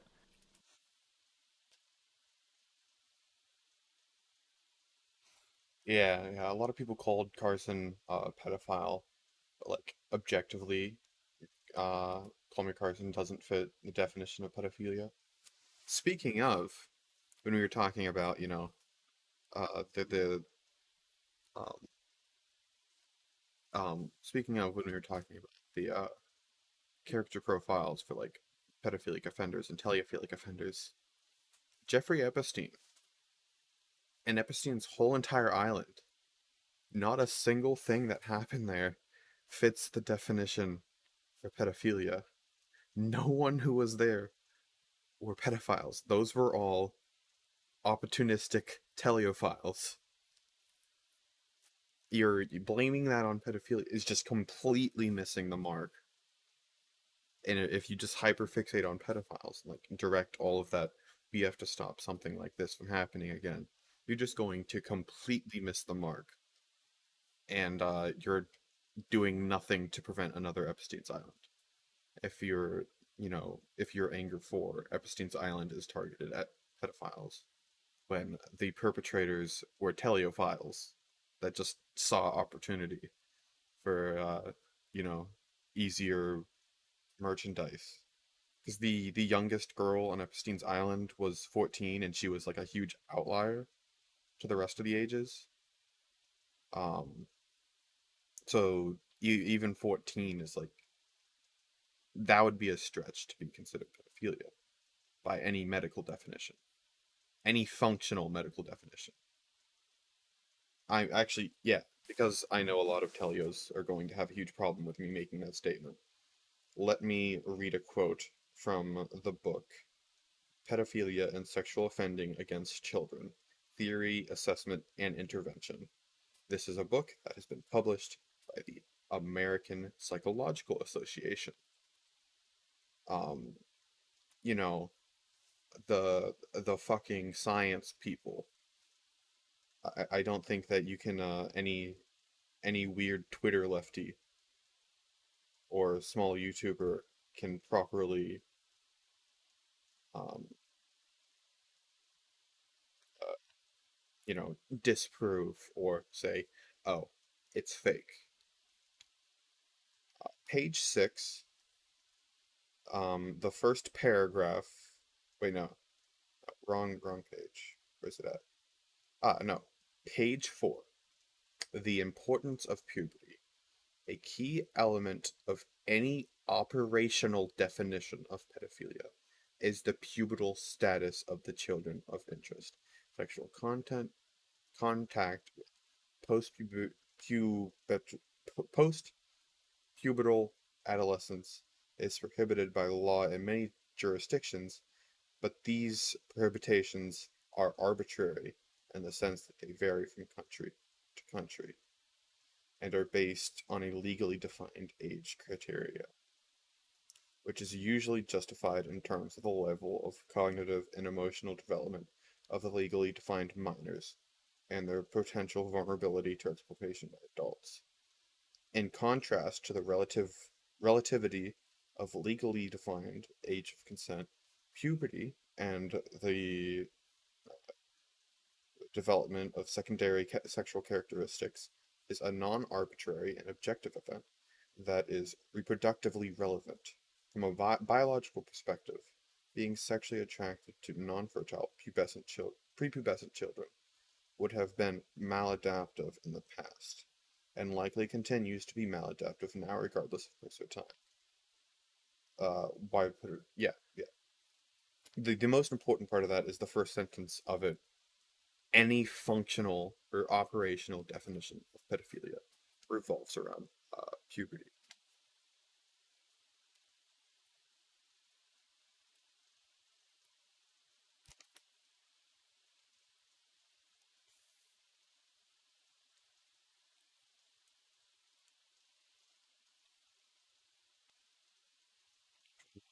Chad.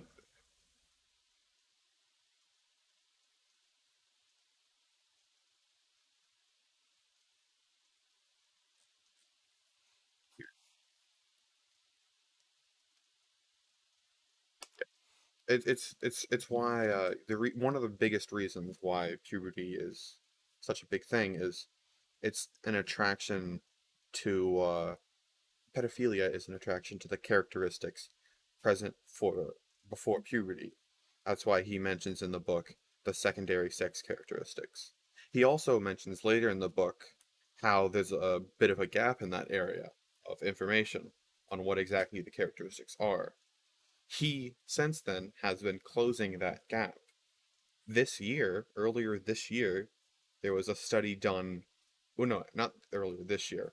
Last year, at the very end of last year, there was a study done by the person who wrote that book, Michael Setta, um, about exactly what are the characteristics that are present before puberty, um, and present after puberty, and trying to see exactly how complex that whole like system is. And his conclusion in it is, well, one, he got a decent idea of a few of the different characteristics. Um, but his conclusion of it was that it is equally as complex as sexuality for gender, and supports the hypothesis that um, pedophilia is behaves like a sexuality for gender, but as if it is a sexuality for age. And it also points out that there are both features present before there are features that are present through the entire age range, as well as features that are only present before puberty. Um, the same way that for heterosexuality and homosexuality, there are some features that are that they find attractive across both sexes, that are like present in both sexes. For example, like a well-defined set of abs, muscle mommies, and thick muscly boys are attractive, but there are also features that are not present. And from this, I mean, I guess there isn't any study on it. There actually isn't any conclusive evidence on whether or not hebephiles even exist, but I take a stance that they do exist. My understanding of a hebephile is someone whose sexual attraction or sexual orientation is based off of a mixture of both, or like a ratio of features that are present before and after puberty mixed. Yeah.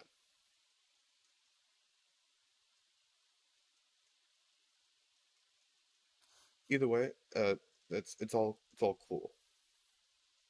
Also, I should mention full information that I didn't mention earlier from the DSM-5 on pedophilia is pull it up so I get its exact wording correctly, because this is something that a lot of lefties get correct, and I see it like posted in their chat like all the time. Uh,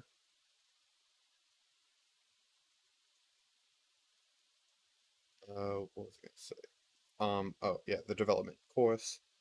According to the DSM-5, if you go to the section for pedophilia and then you go to the subsection development and course, second paragraph, pedophilia per se appears to be a lifelong condition.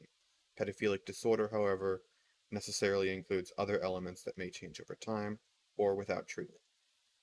So, like, the attraction is permanent. There's a lot of people who believe it's malleable, and, like, well, they don't believe, they just say it.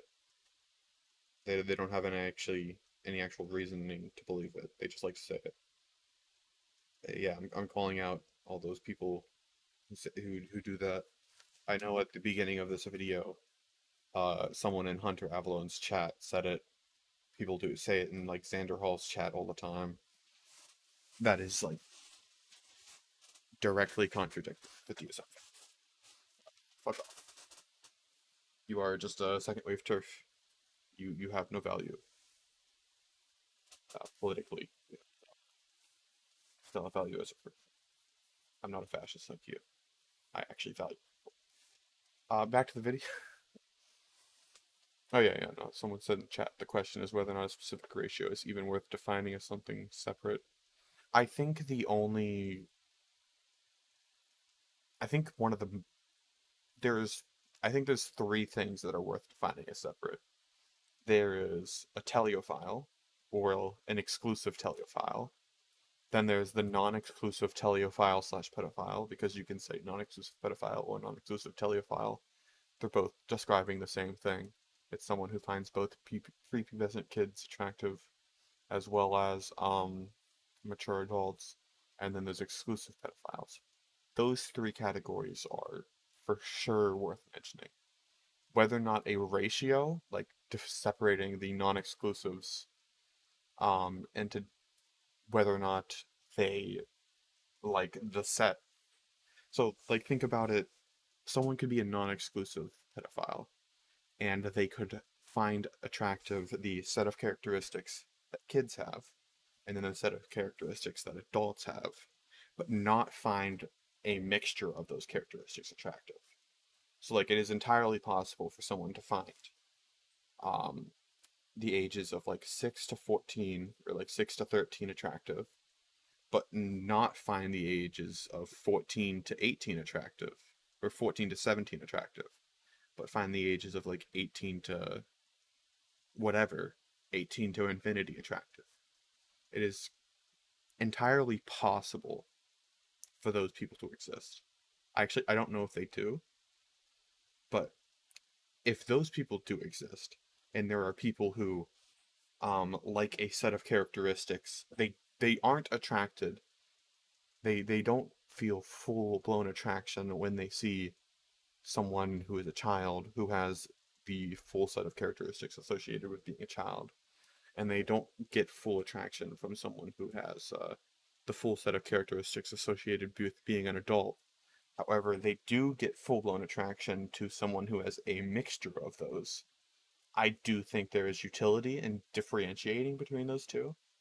And I think that is what the what the LGBTQ does when they separate pans and bi people and pan people. Bi people who are people who like the set of characteristics that are associated with being a man, while also liking the set of characteristics that are associated with being a woman. Pan people are people who like the set of characteristics associated with men and the set of characteristics that are associated with women, as well as a ratio of the two. So I guess it comes up into question is, are there people who have a who are non-exclusive pedophiles who do not like a ratio? Like they don't like a ratio of those things. They only like the two sets. That would be the defining factor on whether or not pedophiles exist for me.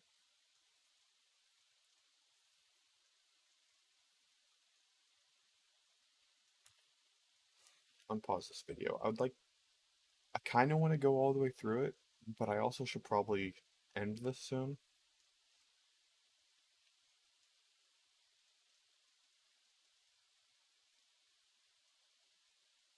Yeah, yeah, no, I think there's a lot of people who like a mixture of characteristics. Someone said in chat the amount of lolly art that gives girls fairly developed hips as the only post-pubescent characteristic is pretty high. Yeah, there's a lot of I think hebephilic art or hebephilic, I guess, influences on both pedophilic and teleophilic art. So I'm assuming that would be, proof that hebephiles exist due to the fact that there are people who like that ratio. Which I mean, I already kind of just already agree with the idea that hebephiles exist, mostly because I don't want to take a stance that they don't exist, and then have a hebephile be like, "No, I do." I'm not going to tell a guy that he doesn't exist. I'm not a fucking anti. I happen to stand against fascist.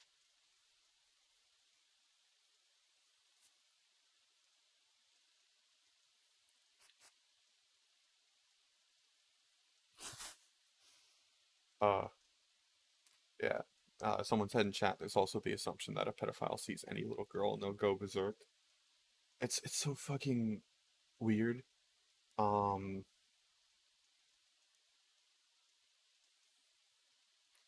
uh, yeah, and like also with like um, pedophiles being a danger to children or like wanting to hurt children. Um, a lot of people don't know, or at least maybe they do know this, but they use this. They ignore the fact that it could exist for pedophiles. Um, and they use this as like an argument that pedophilia isn't a sexuality because they assume this doesn't exist. One of the characteristics for a sexuality is emotional congruence, and it is that you have a higher emotional congruence with the group that you are sexually oriented at. So, like, straight men have a higher empathy towards women than like gay men or straight women, and straight women have higher empathy towards men than other straight men or gay women do. Um, and the thing is that we know that actually exists for pedophiles. Um, there was a study published by the American Psychological Association in the journal, um, in the APA's Journal for Abnormal Psychology, which is a peer-reviewed journal, which means that this has passed peer review, and it is in one of the most prestigious journals. So if you have a problem with its findings, you can go fuck yourself. Um, it found that both pedophiles, well, both non-offending pedophiles and offending pedophiles have a higher empathetic, have a like a higher um, empathetical response to children than teleophiles. Um, and non-offending pedophiles have an even higher empathetical response to children than offending pedophiles do. But here I'm calling out Hunter here again. Hey, Mr. Hunter Avallone, even the pedophiles that have offended still care more about children than you. That is an empirical fact. Go fuck yourself. I'm actually gonna bring this study up. I know people are gonna be like, it doesn't exist. It doesn't exist. Not in chat, but like on YouTube. I'll bring it up. I'll bring it up for the whiners.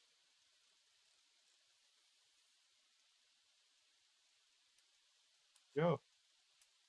On the APA's website, I have a link for it saved in my links for the APA's website, publicly hosted by the APA, Journal of Abnormal Psychology, which is a peer-reviewed journal. This is a peer-reviewed paper. Here's the huge number of names of people who've worked on it. Uh, Here's all their credentials. Here's a bunch of other people who signed off on it. Uh, Holy shit! Here's more names of people who signed off on it. I wonder. It's just good paper. You can't shush. I know antis are gonna be angry about it, but angry don't make it wrong. I'm sorry. Empathy is good. Let's get through this because I've read it before. So they have offending pedophile group, non-offending pedophile group, their teleophile control group. So yeah, they have like a control group of non-pedophiles.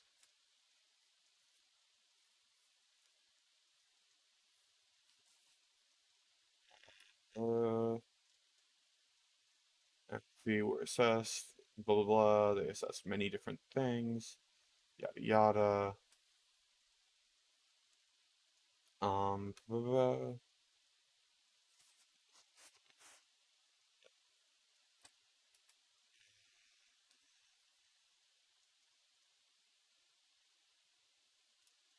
Self-affective and cognitive aspects of empathy were assessed, and the index was self-reports.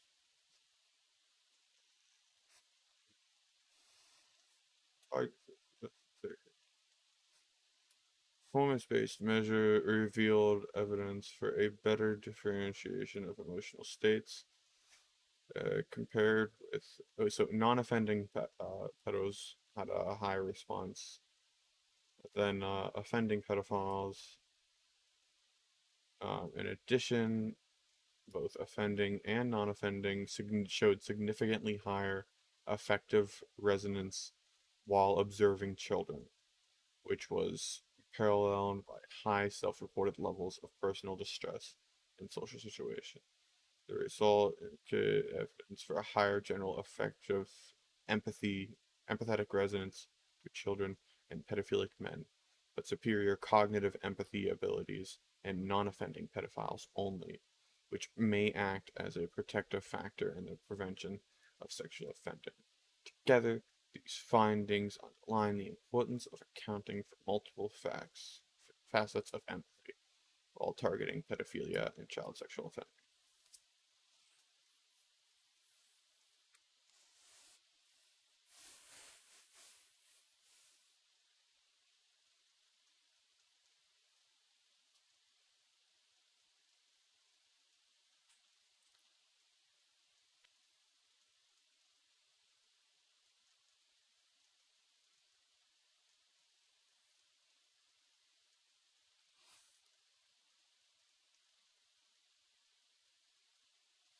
Yeah,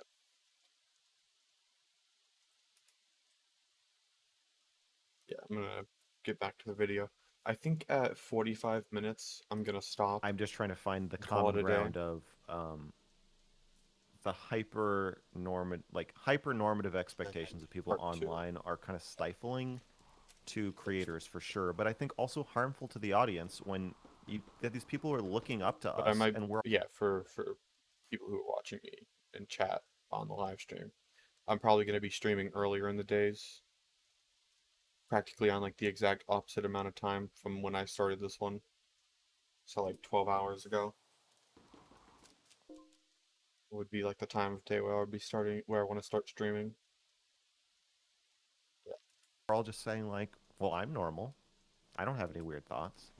I think it I think that makes people just feel bad and alone. I mean, I again though I think that the conflation you're making here. So like having bad thoughts, for example, I have OCD. I've struggled with that since I was a kid.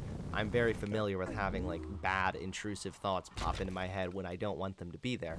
I'm Right. familiar with that, but that's different than actually having those thoughts possibly welcoming those thoughts in a way of fantasizing there and then feeling some kind of sexual arousal by those thoughts involving You're talking about a completely different disorder here, Hunter.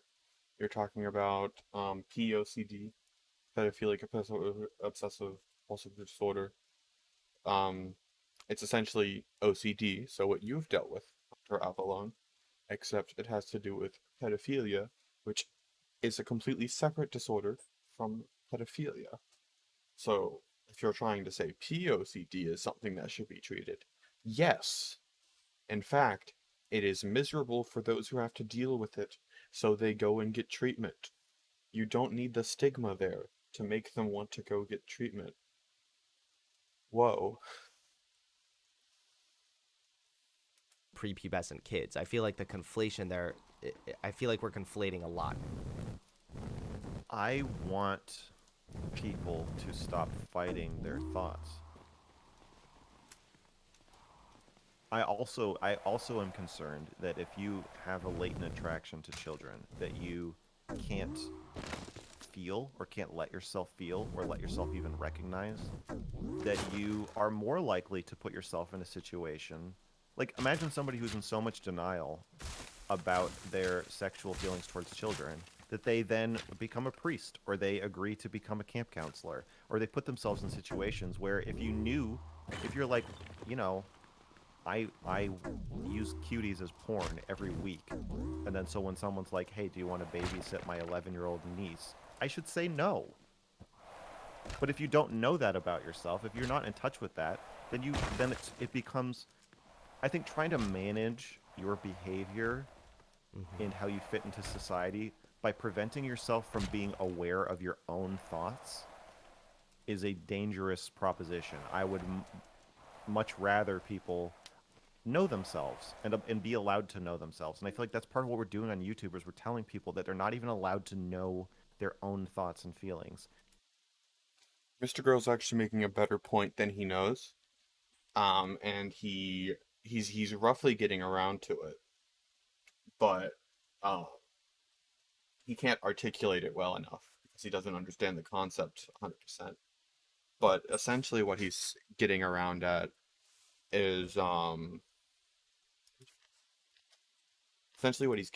at is he's describing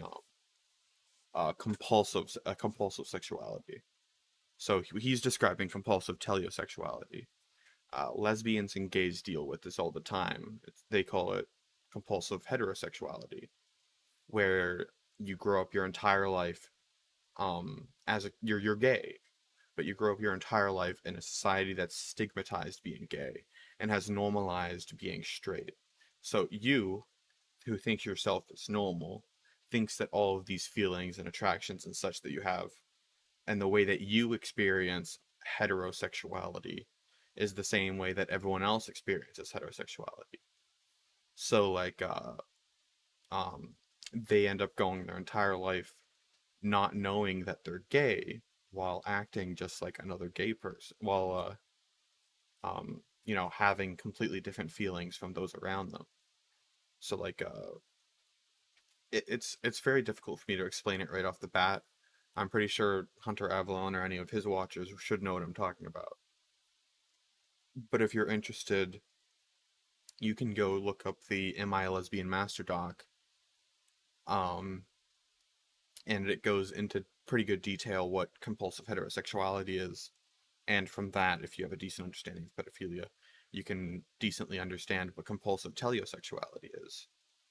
Um, and increasing the stigma or maintaining really any level of stigma propagates and helps form that compulsive telesexuality. And essentially, what he would, if Hunter Avallone's prescriptive statements were followed through with the maintenance of this negative feelings, I mean, of the stigma, then less people would get over their uh, their compulsive telesexuality, and more people would just continue living with compulsive telesexuality. They'll never realize that they're a pedophile. They'll just think that, oh, well, every other guy finds 7-year-olds attractive. They just know better. No, no. People don't find 7-year-olds attractive. If you do, you're a pedophile. That is not something that other teleophiles experience. Uh, a lot of gay, like lesbians, believe that, oh, no, everyone thinks that women are more attractive than men. We just know better than to date other women. No, no, that's not what being straight is. You're a lesbian. So, but since, the Hunter Avallone and his whole gang is like so opposed to the idea of accepting pedophilia as a sexuality, um, they can't really accept uh, the idea that it might be vulnerable to these same problems that homosexuality faces. Um, yeah, yeah. I And then agree. somehow Sorry. But Mr. expect Girl's them point to here like is actually a lot hold better boundaries than what he's outside able of to themselves. I mean, of course, He I doesn't agree know that you about need to be in compulsive touch with your thoughts, but heterosexuality. when you say Yeah. things like, hey, I have this thought, so that means I should probably stay away from the 11-year-old or whatever, doesn't that require a level of stigmatization in order for that to even register in your mind? I think the stigmatization should be about your actions. In anything you're going to do that's going to affect other people. I'm not going to show like I But you restricted just my said Cuties they review. should My stay Cuties away review from is the not- 11-year-old, so you're aware that maybe your those thoughts could be dangerous or lead to something dangerous. So if you say No, I I masturbate don't- every I week to don't- cuties, and then you Yeah. say because I'm aware of these masturbate thoughts, every so that week to means I Cuties- shouldn't be around an 11-year-old, doesn't that require a level of stigmatization? No, because you're stigmatizing the action, not the thought. I guess with that stigma, though, doesn't that kind of manifest again in your awareness that these thoughts are wrong, and so that's why you make the decision to Okay. stay away from the hypothetical 11-year-old? Yeah, I think it would protect children more if everybody who would masturbate to Cuties every week would allow themselves to know that and do that. Because then, everyone who falls anywhere... My sense of people's awareness of their pedophilic attractions now is that I think most people who can repress it probably do. And most people are probably hiding their thoughts and feelings from themselves as much as possible. And I think some of these people are like powder kegs who are going to offend. And who, if it was more normalized to say, like, to just be in touch with yourself enough to know that you shouldn't be around children. I think there's a large contingent of people who shouldn't be alone with children, who shouldn't be in charge of children, but who don't know that about themselves and have no concept of what to do about that.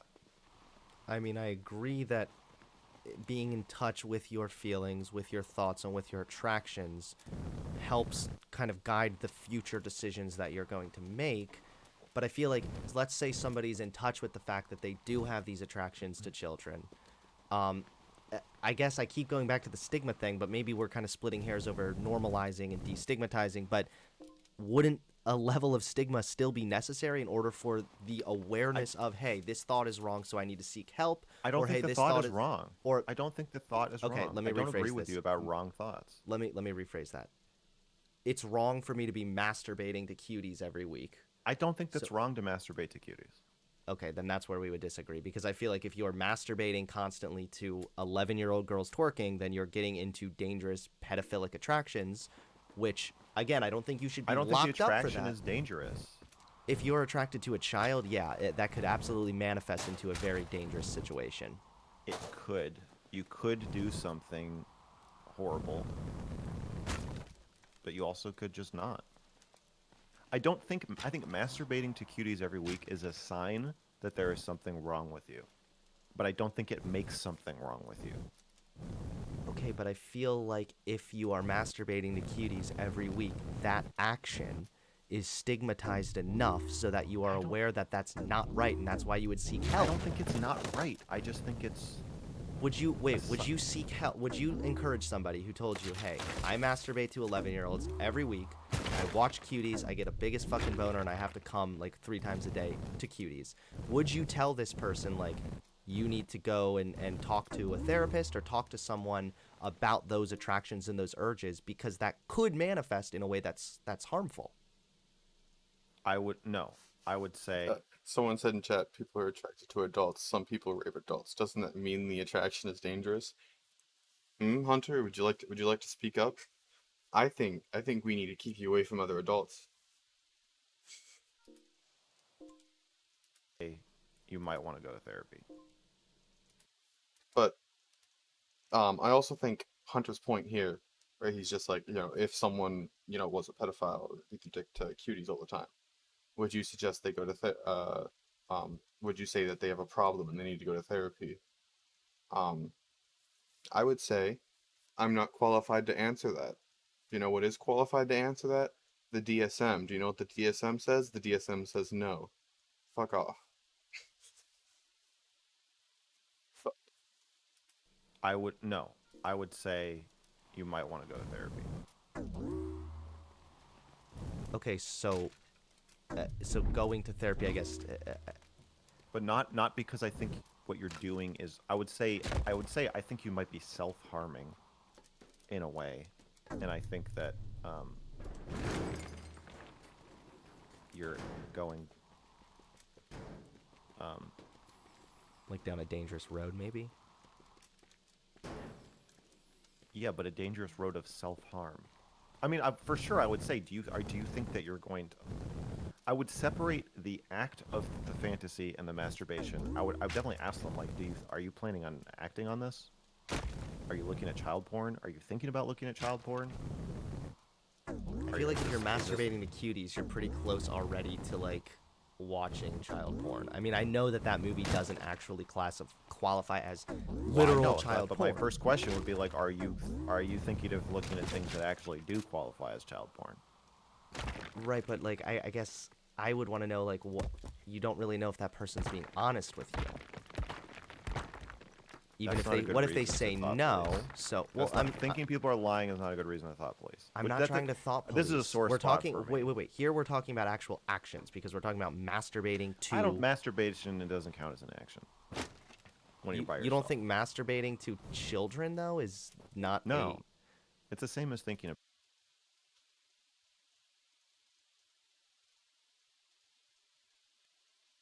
Oh, yeah.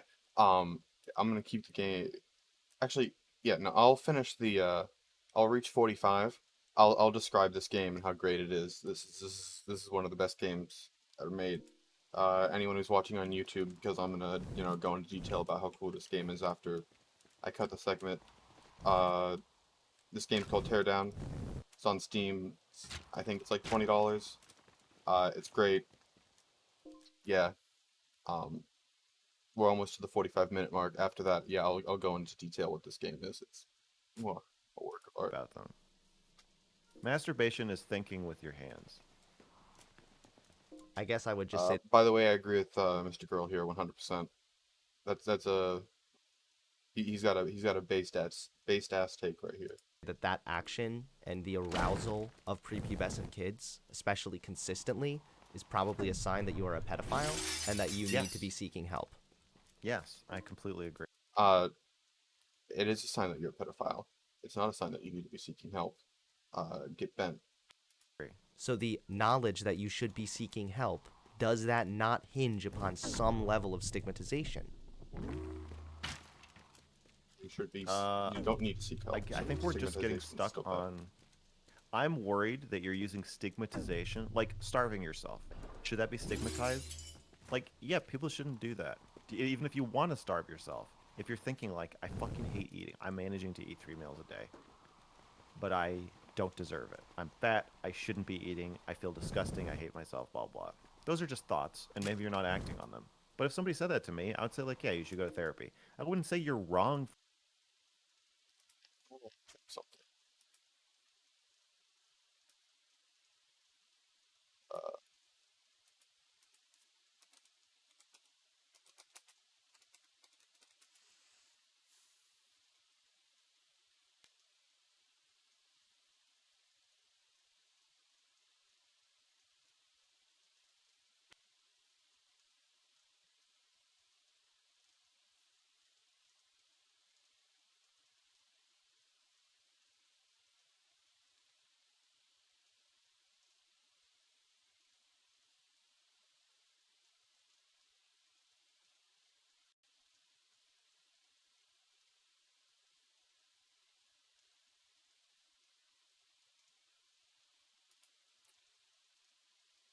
I can't find it.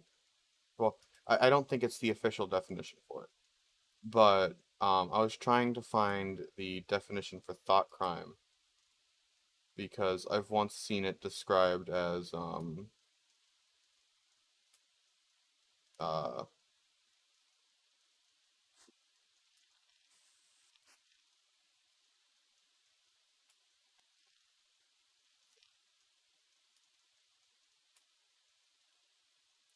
I've once seen it described seen someone describe thought crime as any sort of thing that you can do where it doesn't harm anyone else. It's something that you can do entirely like just by yourself, essentially just behind closed doors. Uh, your actions don't contribute to harming another person, uh, whether directly or indirectly, and it would be impossible for someone to know unless they were to tell you. So for example, what Mr. Girl is describing here, you know, masturbating to cuties every week constantly. Um, that if that were illegal or if that were considered bad, that would be a thought crime. It's not the same thing. This isn't an argument that condones like CP because you're indirectly harming when it comes to CP. But with cuties, you're not. So like, no, what Mr. Girl's saying here is what Hunter Avallone is advocating for here is, to a decent extent, thought policing. Like a lot of his problems are problems with things that don't actually affect anyone. Don't increase the risk for anything. It's just he doesn't he don't like it. It's bad to him. Okay, I'm not positive. For thinking that, or you shouldn't think about that, or those thoughts are wrong. I just think that introduces this powder keg of you trying to stop your thoughts and this fucking nightmare of other people trying to stop my thoughts, which I hate. So I agree with you if by stigmatization you mean if somebody's jerking off to cuties 3 times a day or more, that is a sign that they should probably seek help. I agree with you. Okay. Okay. I mean, I guess we agree enough that obviously if someone's doing Shouldn't that, they agree with should that. they should seek help right away. People are also I mean, commenting yes, too in they my have chat that like they have a masturbating to masturbation children addiction, isn't an but act that harms children, and I feel like that could be true, but it depends on what content you are masturbating to, right? So like cuties, for example, Here's how it exploiting can harm children. children. Yeah, the one way it can harm. So I believe cuties is exploitative, like you. Okay. I don't think it's that exploitative. I don't think it's that wrong, but I think the movie crosses some lines for me that I'm not comfortable with. If everybody starts watching it 3 times, and I'm sure Netflix, looking at their analytics, I'm sure Netflix knows who's masturbating to cuties because they know what scenes you're watching, they know how long you're watching them for, and they know how often you're watching.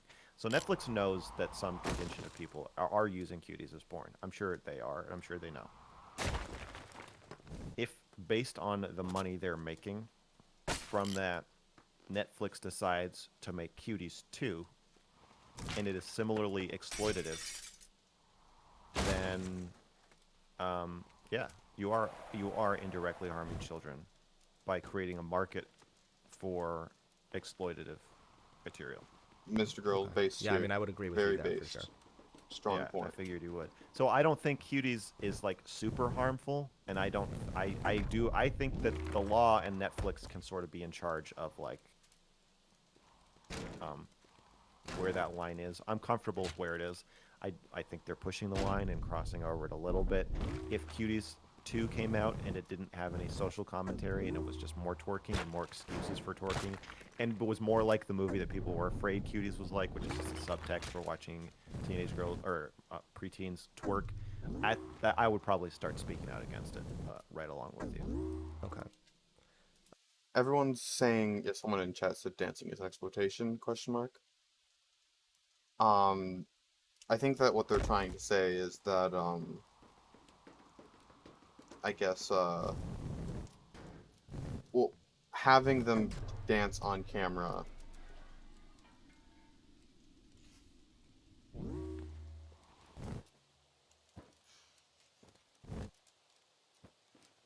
Hmm. Actually, need to think about how to actually tear this one down.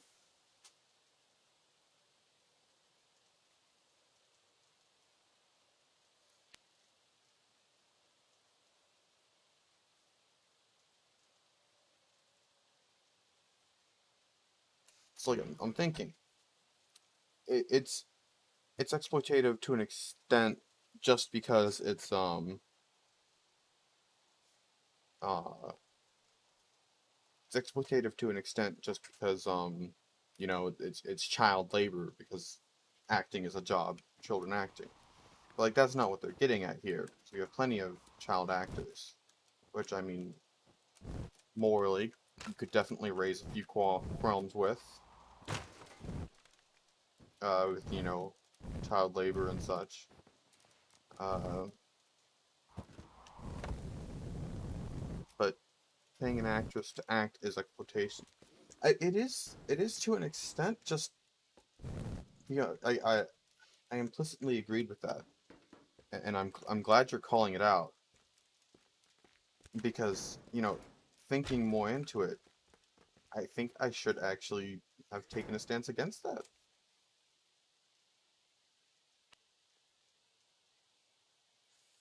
Um, against that statement. I it's okay. Okay, no. The argument for why my brain instinctively knee jerked to it, which is bad. I was going off of intuition there. You should never rely solely on intuition for an argument or a belief. That's where Hunter Avallone is failing here. I'm so sorry, but I mean it's true. That is the problem here. Hunter Avallone's arguments. Um, it is that they will potentially regret. They might potentially regret it in the future. They do not understand the context at what they're doing enough. I guess like you know, um, but and the fact that someone is like taking kids here, putting them in like skimpier clothing, and then like paying them to uh do such dances, like for cuties to do such dances, um, and then set up in front of the different camera angles. That is exploitive because they do not understand exactly what they're doing, and they may regret it in the future. They may even have, well, they probably will regret it in the future if they don't understand what they're doing.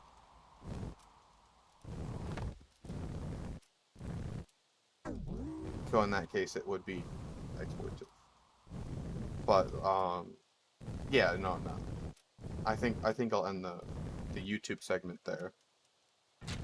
I'll be doing a part two eventually.